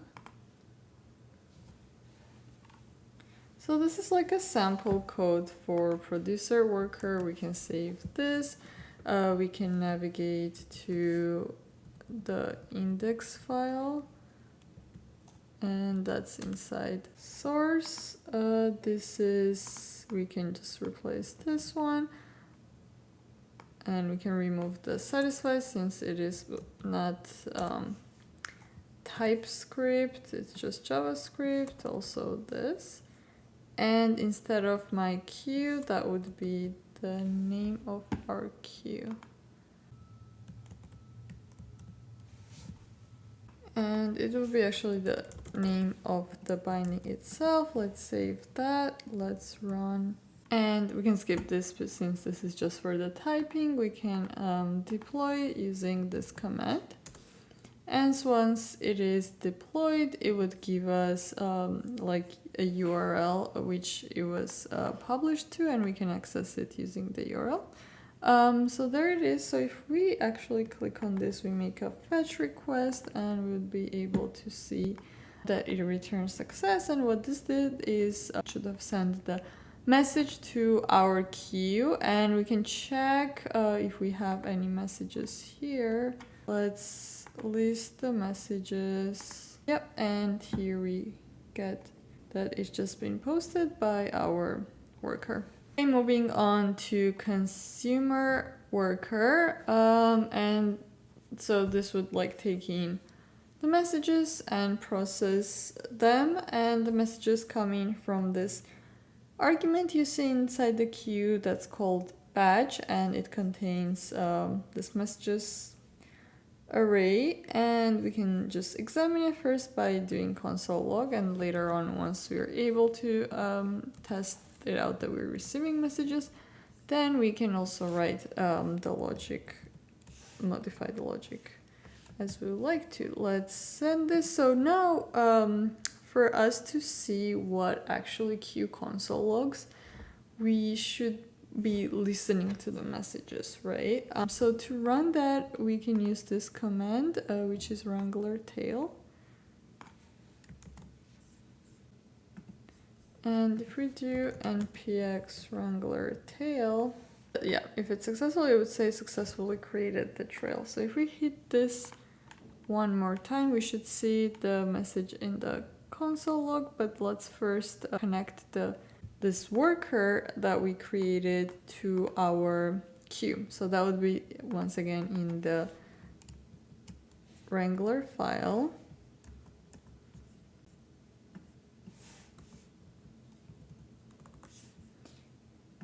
Copying the queue name. I'm gonna paste that here, okay. So maximum batch size, this I'm also gonna pass and modify because we want one batch to be processed at a time, and that would be, one batch would contain 100 emails, so we can't process more than that. All right, time to publish this.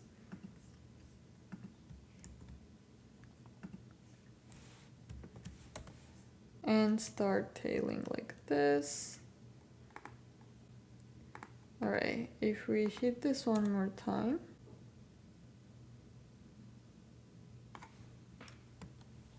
First item, so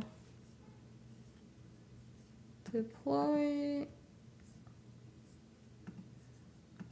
Once that's ready, refresh it.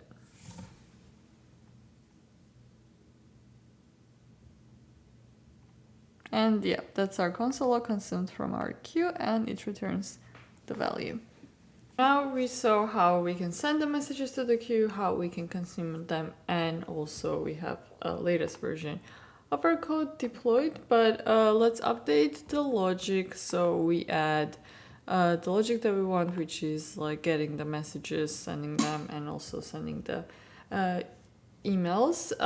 And to make these changes so that we don't have to always deploy and test, I'm gonna stop running this, and instead we can run npm wrangler dev. This will start environment, set up environment locally, and we can connecting using localhost. It would be on port 8787. Okay, consumed from our queue because it also sent the message.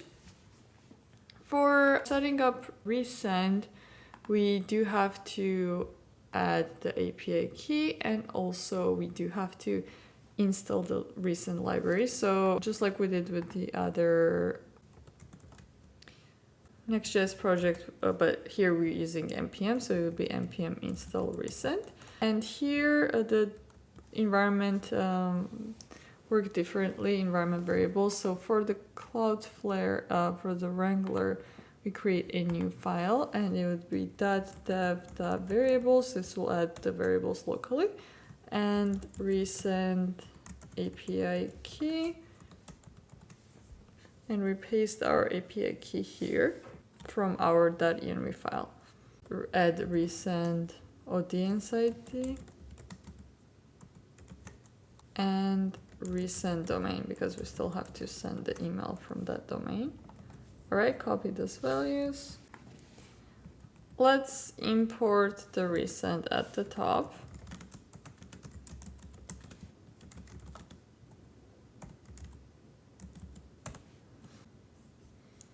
All right, and for the fetch, we are going to turn this into a post request, and because that's how we want to receive the data, and if it's not post request, then we're gonna return the message that the method is not allowed. And to check the request type, we can use request.method.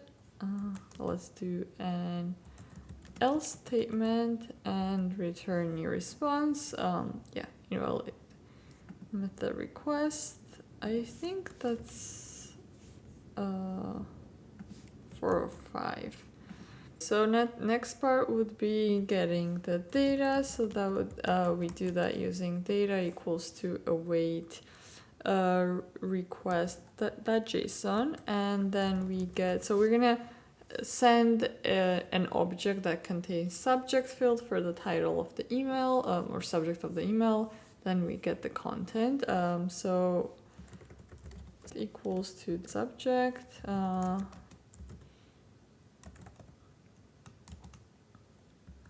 Content, and let's also make a batch size something that we can configure from here, data.batch size, or by default we're gonna add, for testing we're gonna do 1.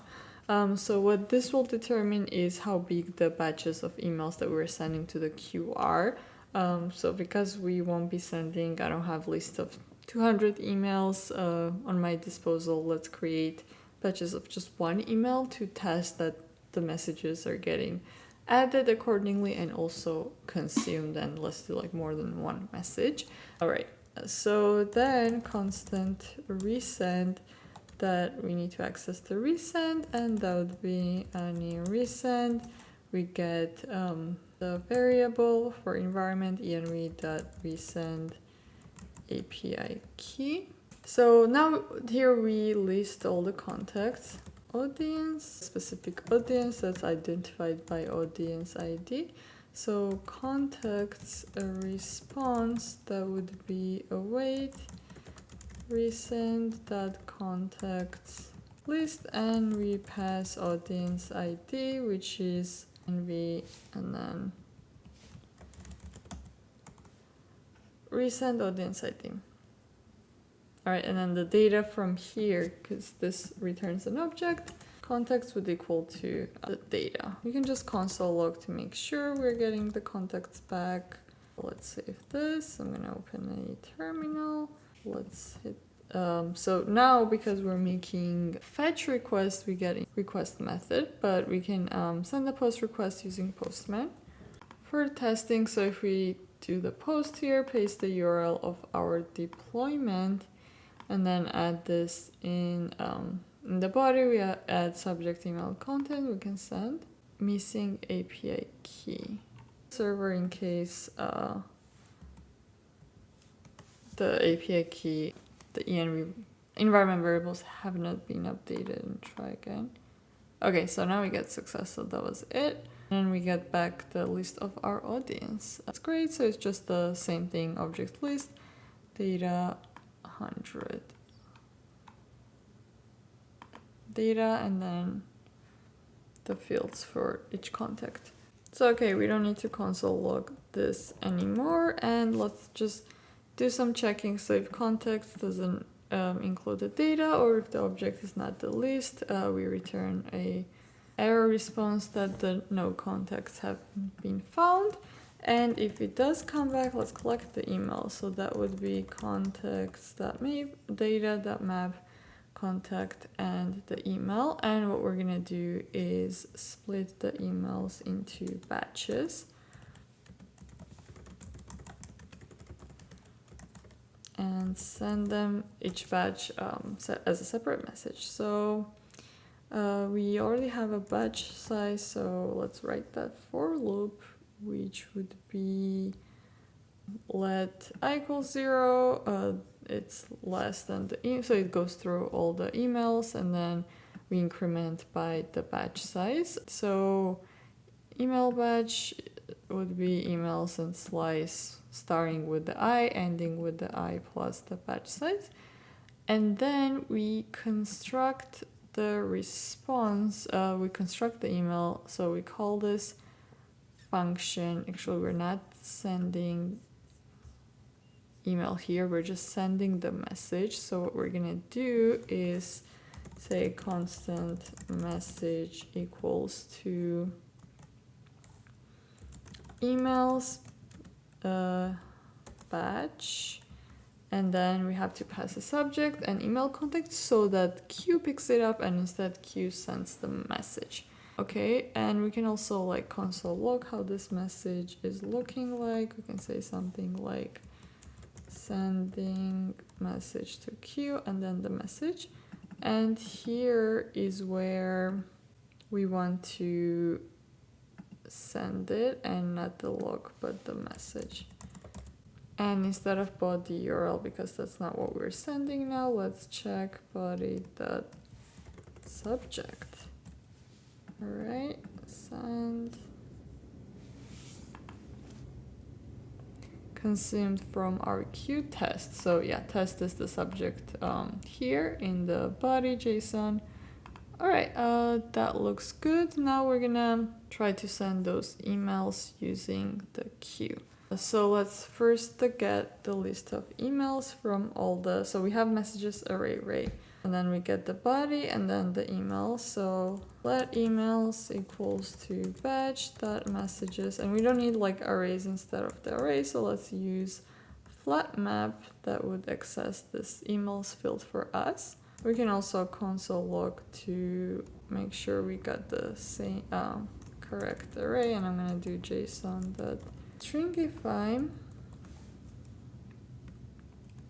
All right, copy the recent initialization, that would be here, and sending using the batch send. So response equals to await resend batch.send, and it would be emails.map, and we're going to construct the format for every email so that it's correct for the resend. So to would be email, then we have from, which should be same as we had here.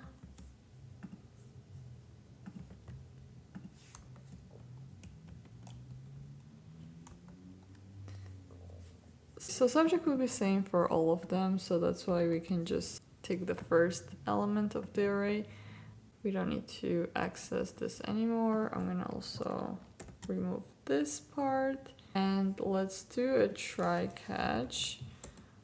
If there's any errors, we want to be able to console log them.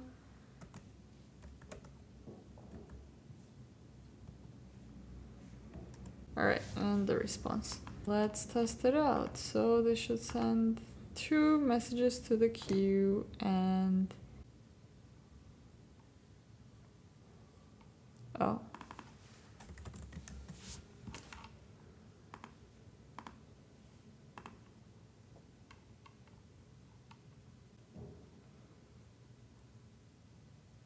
So it sent the message to the queue. First one was with a different email.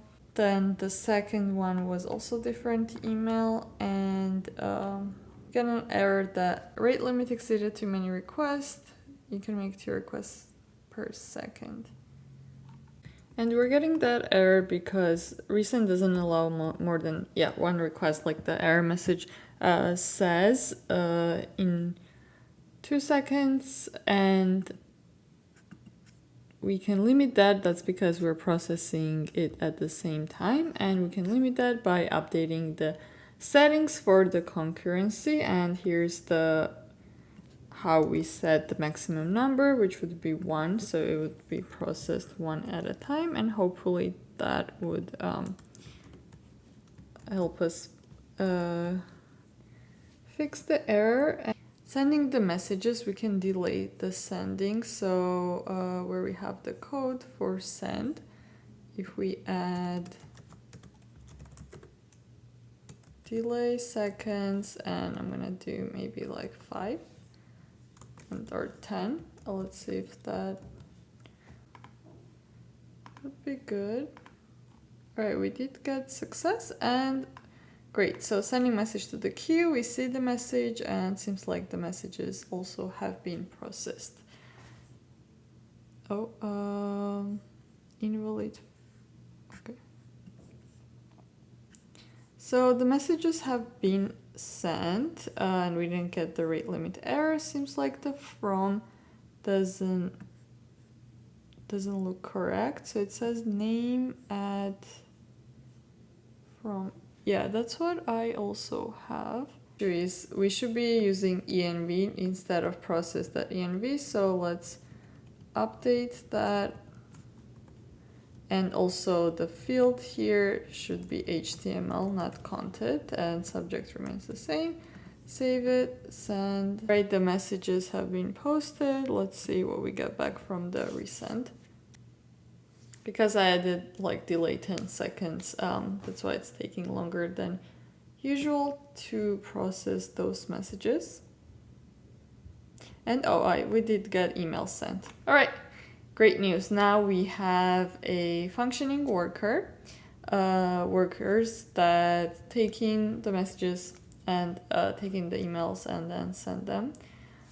We can update our batch size to be maybe like 99. This was just for testing. Let's save that.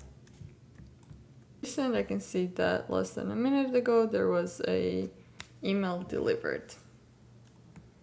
Now our workers are working as expected, and the functionality is there. If we were to like deploy right now and use it in our web app, we would be able to send the newsletter out to our audience. But one thing that is important to have is some kind of authentication to the API. Because if someone were to, and protection to the endpoint, because someone were to hit the deployment URL, right now it accepts requests from anywhere. And to implement some kind of authentication, we can have an API key. Just like we authenticate into Resend using an API key, we can create an API key for our own service. And I'm following like a basic auth example. It's it's similar to what they have on their website, but if you're looking for like a more complex authentication system, I would recommend checking out Cloudflare Access. But for the basic authentication, we're gonna use Node.js buffer API. And for that, we need to enable the compatibility flag. And to do that, so it would be in our Wrangler configuration. Let's see if we have compatibility flag. Oh, it is already enabled. Okay, that's great. Now that we have that at the top, we can import the function that we are using, which is buffer from node buffer. And what we're gonna have is we take in the request headers, then we get authentication, and we'll pass encoded key. We're gonna decode the key and compare it if it is same as the key that we're gonna store in our environment for the worker. And first, let's write a function that's gonna also use this timing safe equal. Use this function if you check out this runtime API section on the Cloudflare to compare the two buffers that is resistant to like timing attacks as well. And then you can read more about the standard or details here on the Cloudflare website. So first, let's create a new encoder, and then here we're gonna start writing a function timing safe equals. So two inputs, we have to check if A equals to B. Let's first encode the A. That would equal to, using encoder, calling the function encode A. Then we have same for the B. We check the length. If the length doesn't equal to each other, it automatically, we know that it is false. We don't have to even check the contents. Then we return crypto saddle, that function that I just showed, documentation of, and yeah, we pass this to as an argument. All right, so we have this. Now let's check if the request is authenticated itself. So let's write the function is authenticated, and this will take in a request and expected API key that it has to check against. And first we get the authorization, so that would be constant authorization from request headers, get an authorization. Then if this is not present at all, we return false right away. Then let's take in the scheme and encoded value itself. So we're gonna split that based on the space because it will be 2 words. And it has to start with the basics. So if we don't have encoded at all, or the scheme doesn't equal to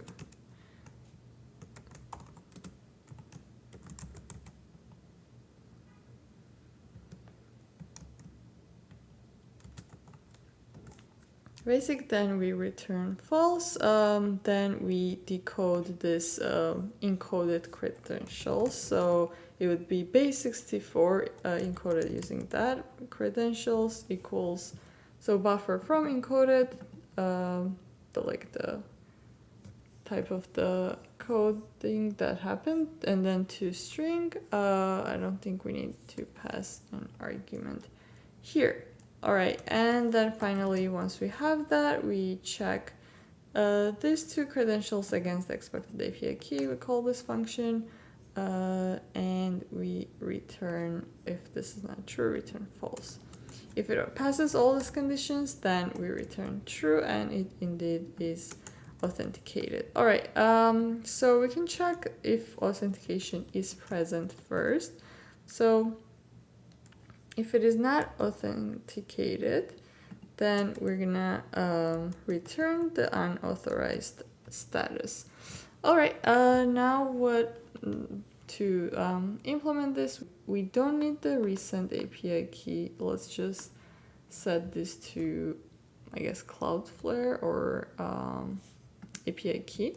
And what I'm gonna do is I'm just gonna generate this API key. I will store it in the dev variables, and then I will also generate the encoded version, because what this takes as an when we call an API, we take that as from request headers, it's encoded, and then decoding happens on our worker. So just from the terminal here, I'm gonna call, so this is what I used to generate the OpenSSL random hack 16. going to take this. Let's put that in environment. You can just generate like anything random that you like. Doesn't have to be 16 or characters.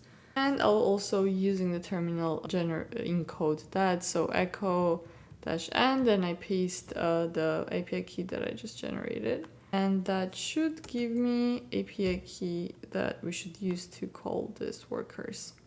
So I'm going to copy that and I'm going to put that now moving back to our front-end application, not front-end, CMS. Here in .env file, I'm going to name this Cloudflare API key or workers API key. So save that. And while we have, so we have that, but we can't call that yet because we haven't deployed this. I mean, we can call, but we would get like a different older code because we have to deploy this one. So let's deploy, test it out. So inside, what I'm going to change is I'm going to add authorization. If you don't have it, add authorization here, then basic, and make sure it's one space and followed by your API key. If we call the same, make a post request. Now we do get unauthorized. Oh, let's update because we changed the environment variables. So I guess it doesn't update by itself. All right, success, great. And we should be authorized. Environment variables before we deploy, there's one more step that we have environment variables locally, but we do not have them on our deployed version. So we would have to go to the workers and pages. We're gonna select, where's our worker here? And we're gonna go to settings. There's a Wrangler, also commands to deploy from the command line, but I'm gonna be adding here variables and secrets and add, so variable name would be, for example, Resend API key. And then value would be our value. So make sure to copy all 4 of those. All right, let's hit deploy. That would be npx wrangler deploy.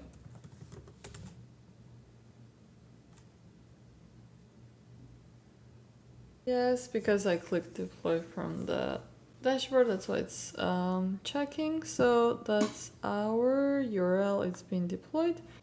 All right, and if we replace the localhost URL with our deployment URL, hit send, we get success here, and also in the metrics, we should be able to see the requests coming in. All right, let's call our workers from our NextJS app, and we are gonna go back to the after post create function where we are just directly calling the resend, and instead of doing that, we're gonna call workers so we can remove all the response, sending an email fetching. This all happens on the resend.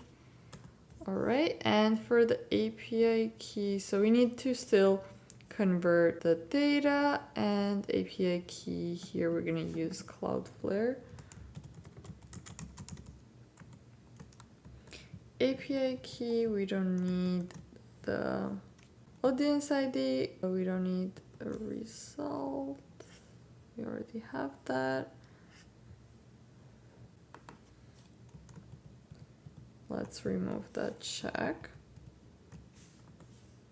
Oh, and then return a result, I'll just keep this here. So in between, what's happening is first we are defining the URL for the worker, which is like this URL. You can also just store it in environment variables, but yeah, API key definitely should be stored that way. Oh, we already have access to API key. Okay, so headers now. That's where we use our API key. That would equal to authorization. And this would be basic, we call the API key.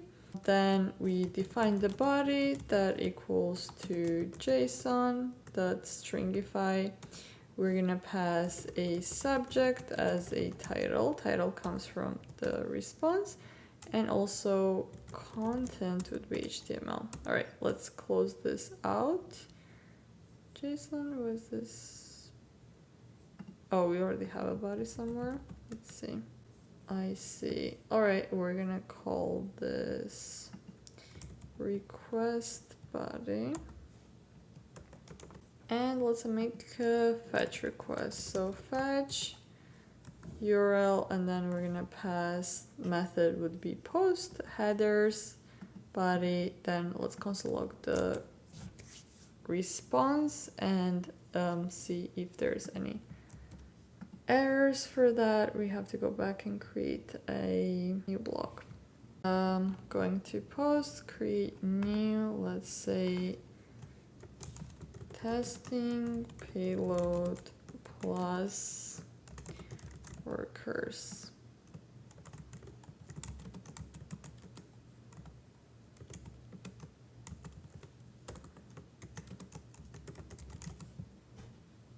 Okay, let's save it. Post created successfully. Nice. I'm gonna go to resend. Let's first check the, I don't know if there's a way to refresh. Cloudflare dashboard. Our request should have gone up to 6. That is amazing. We can check the logs and it does say email sent. To listen to events, we can get live updates that there's been a post request made, then there was a queue that was triggered, and this should be email content instead of just content. All right, everyone now that subscribes to your newsletter, once you send out your newsletter, would be able to read them, get them in their email. But what if they want to read your previous blog post newsletter? So we do have this top post section here, and what we can do is once users click here, they can be redirected to a page that displays the full post. But also we want to make sure that only subscribers have access to it, so we can add authentication functionality. And then for authentication, we're going to be using Clerk. Clerk is a user management platform. It provides like React components that we can easily integrate into our app, so we don't have to worry about building out the authentication. So let's go to the docs now. There's like a NextJS setup. So first thing is installing the dependency. So I'll paste that command here. Then we have to set our environment variables. The cool thing here is that it actually shows me, which I haven't seen in other documentations, I can select the project for which I want to see set the environment variables. And I'm actually going to go to the dashboard. You'd have to create an account. I'll add the link in the description. So you can create there. So sign in options, let's definitely do email. And I'm gonna only go with the email now. So let's see if we need anything else. All right, this application, newsletter, let's create it. My keys that I'm gonna copy.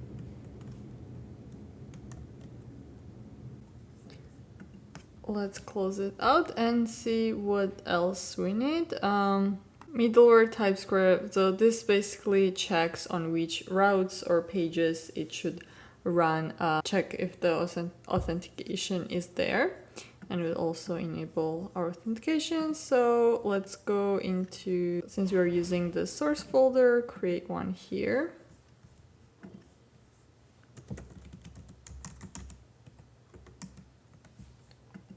So with the matching, we can skip all the files. Here with the API, we can always run for API. Actually, I'm going to comment this out. And let's save that and add this code in we're using app router. So app and layout.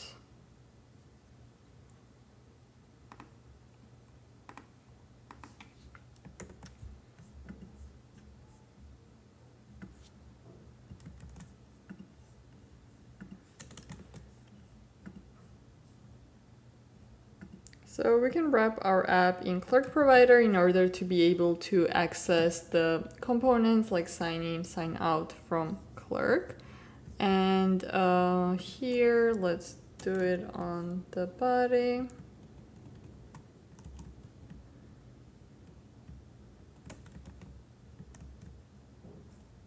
And for the sign in, sign up buttons, we're gonna actually add that in the header. So let's go to the page instead.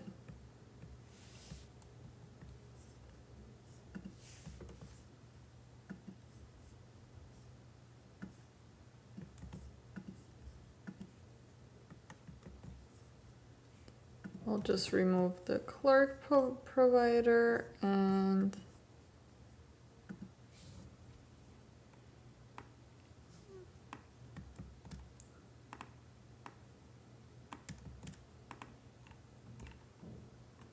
add this. I think we have like links here in the header, so after those we can add following that. We're already running the dev, so let's see. Let's go navigate into our page. Oh, there's the sign in button.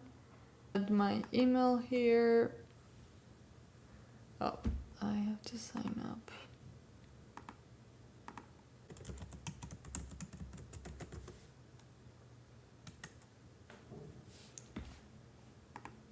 And checking email.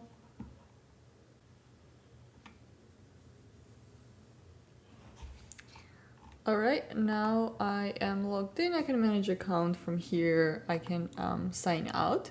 We have authentication. Now let's build out the pages for this like posts, and every post has a unique ID, so that's how once we navigate to that page we can identify the specific post and then fetch more data about that. So inside the app here, to create like a new route, we need to create a folder. Let's name it posts. Then we will have another folder here to get that post ID. It would be stored as this variable and it would be available on our page. So let's create a new page by creating a new file that is called also page.tsx. So I'll add a functional component here. We're gonna make this async, and here what we're gonna have is we're gonna take parameters and let's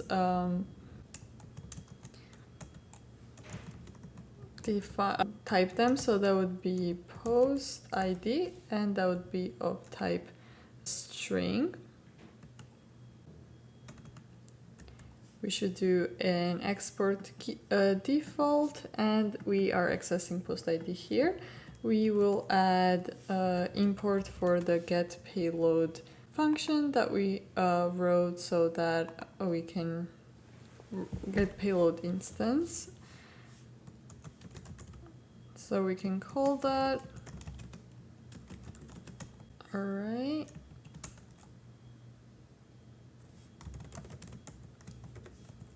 First payload, and post would equal to await. We call payload.find function. Then we pass a collection which is posts, and here we need a where condition. Then ID, then call the equals function and post ID. If there's no post or we don't have the post ID,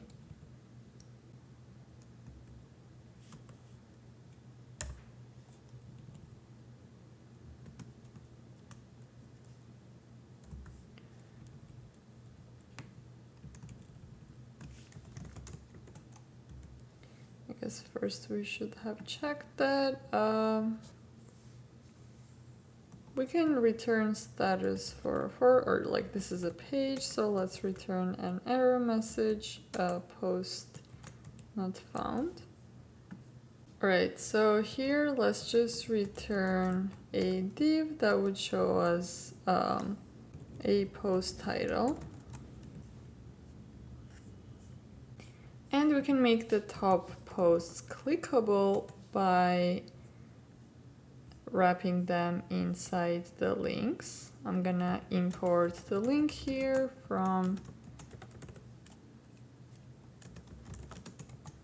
and for the page itself, we don't need to import that anywhere because creating it following this format would automatically create that as a page. Okay, so top post, what we have here, card, link, href, closing tag, and that would be posts and post ID. Let's try it out. I'm gonna open a terminal so we can see if there's, let's also console log the post response for now.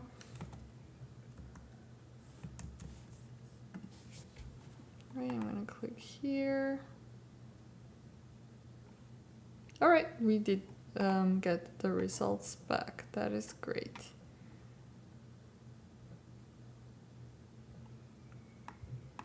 Oh, it parameters is a promise and it should be awaited. So let's do, okay, so in future versions, it would be required to await. Okay, let's do await so that we are ready for the next. Is this how? All right. So we got the JSON, the object here back, which we would have to convert to HTML because it is right now, it has a root and then it's like an array and a list of, like a nested list of JSON objects, and we want to display here on our page. As for displaying the rich text, I'm gonna follow the example that Payload demo has on their GitHub.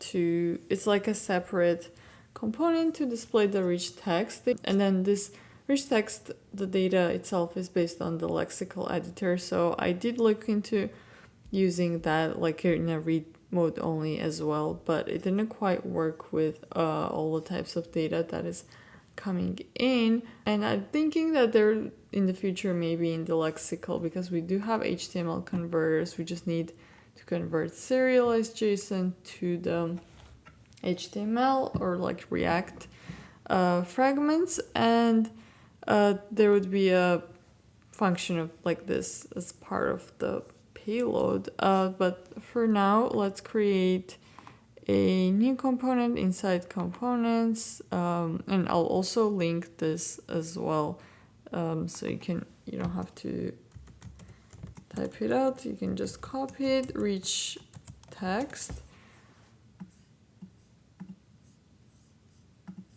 and there will be a few files. Let's start with the index. So this basically creates a component that takes in the content, and then it would call the function to handle the content display. So we would have this from here. We don't need this one, and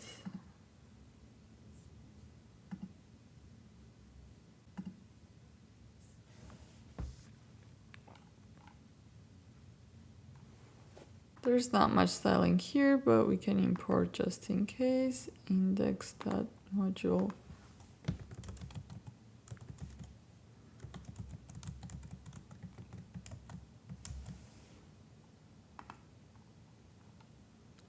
Then we need this serialized folder that would contain the function.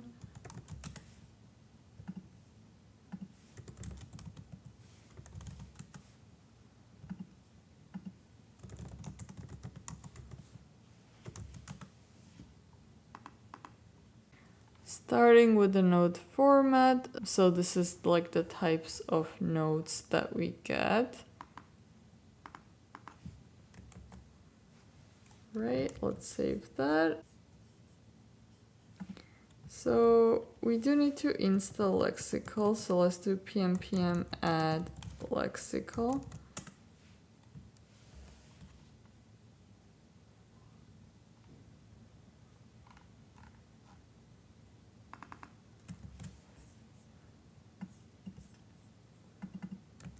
And let's see where this is used. Seems like this type might not exist anymore, so I'm gonna replace it with any and text mode type.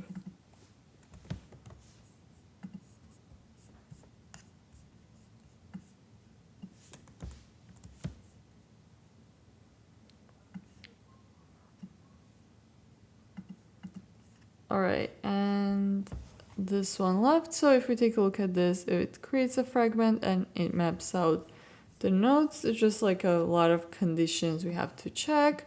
Every node type has its own like different display, right? So if it's a bold, it would display bolded text like using the strong tag. And then if it's, I don't know why I keep closing this.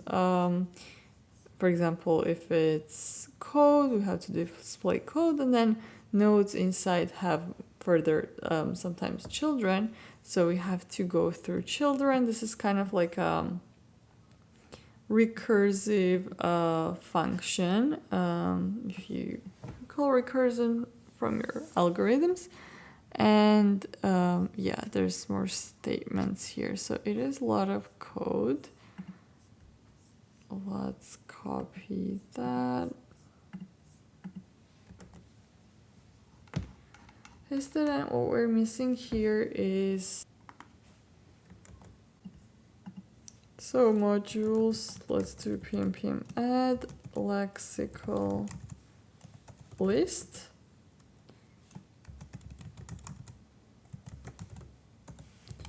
Rich text and escape HTML.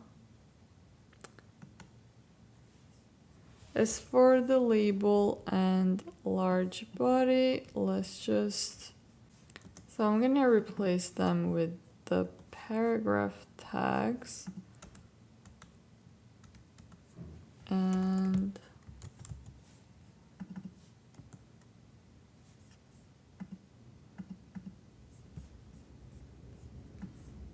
all right, we are good with this. For the escape HTML,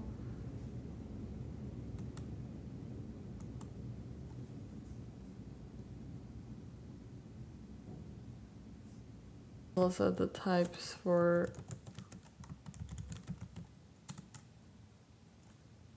escape HTML, see if that works.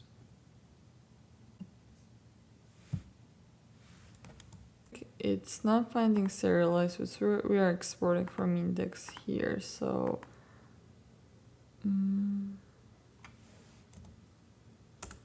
let's just indicate the file exactly. We can import rich text and pass our data to it. Content equals to post body.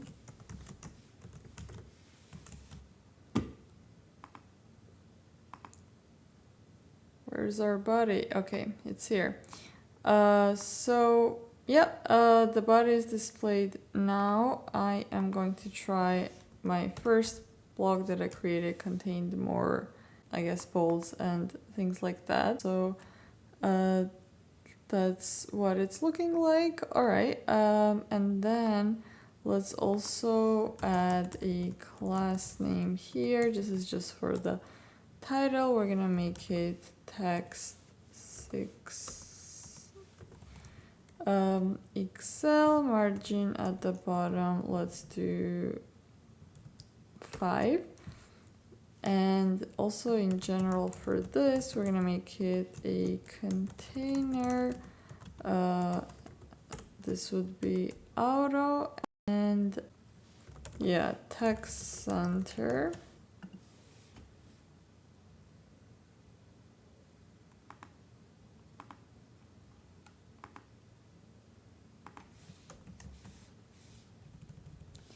Let's do font bold. I'm gonna do margin at the, maybe padding at the top.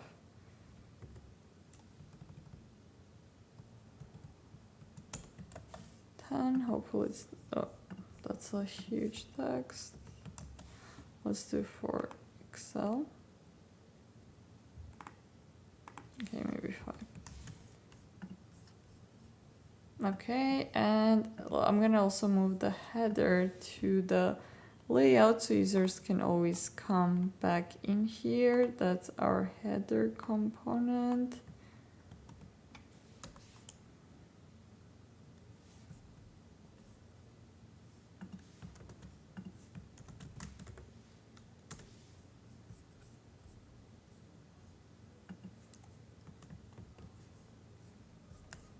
And the imports.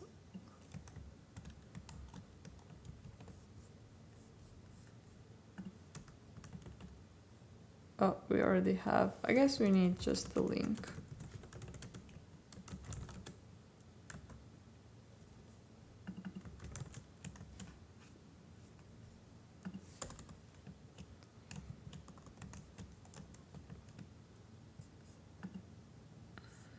Okay, my order seems to be off, so it should be header first and then the children. It's interesting why it's... Oh, maybe because it was... Oh, let's put this inside the body.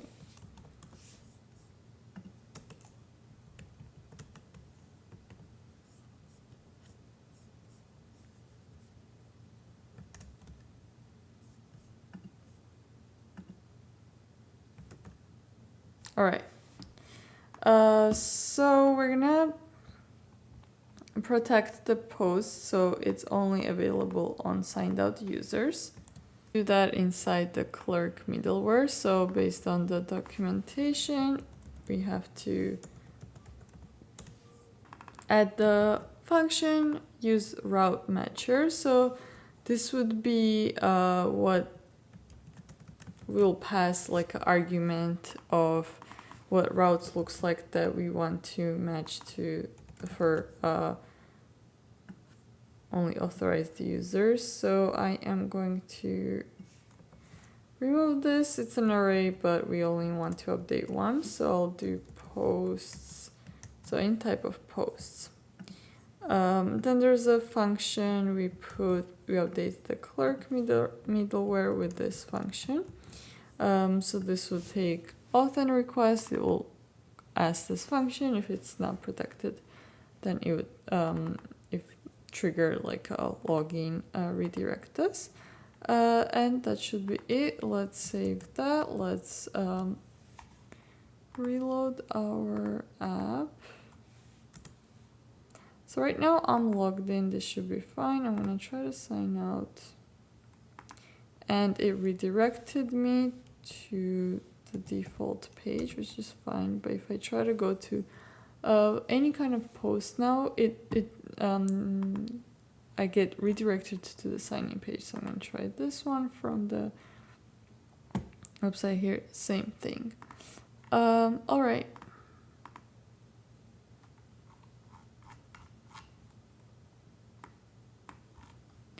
Final thing, we're gonna update the footer.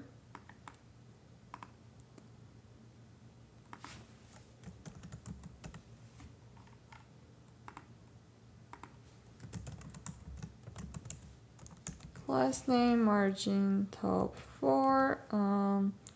Let's do padding 3. Flex, items, center. Justify center. I'm gonna do just the logo and text. Let's do slate 700.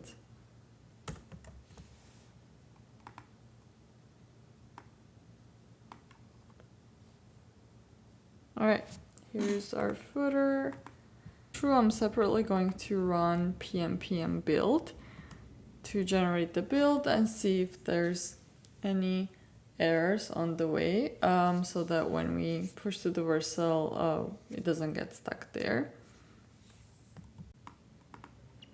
All right, the build was successful. Let's make let's push all our changes. Once we push them to the main branch, it should trigger the deployment, but what we need to do is add all the environment variables that we added while we started using other services, for example, Clerk and Cloudflare, I believe. So we just go back to settings, environment variables, and then add the key and the value here.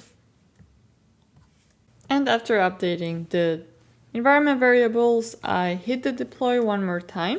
And it's been deployed now.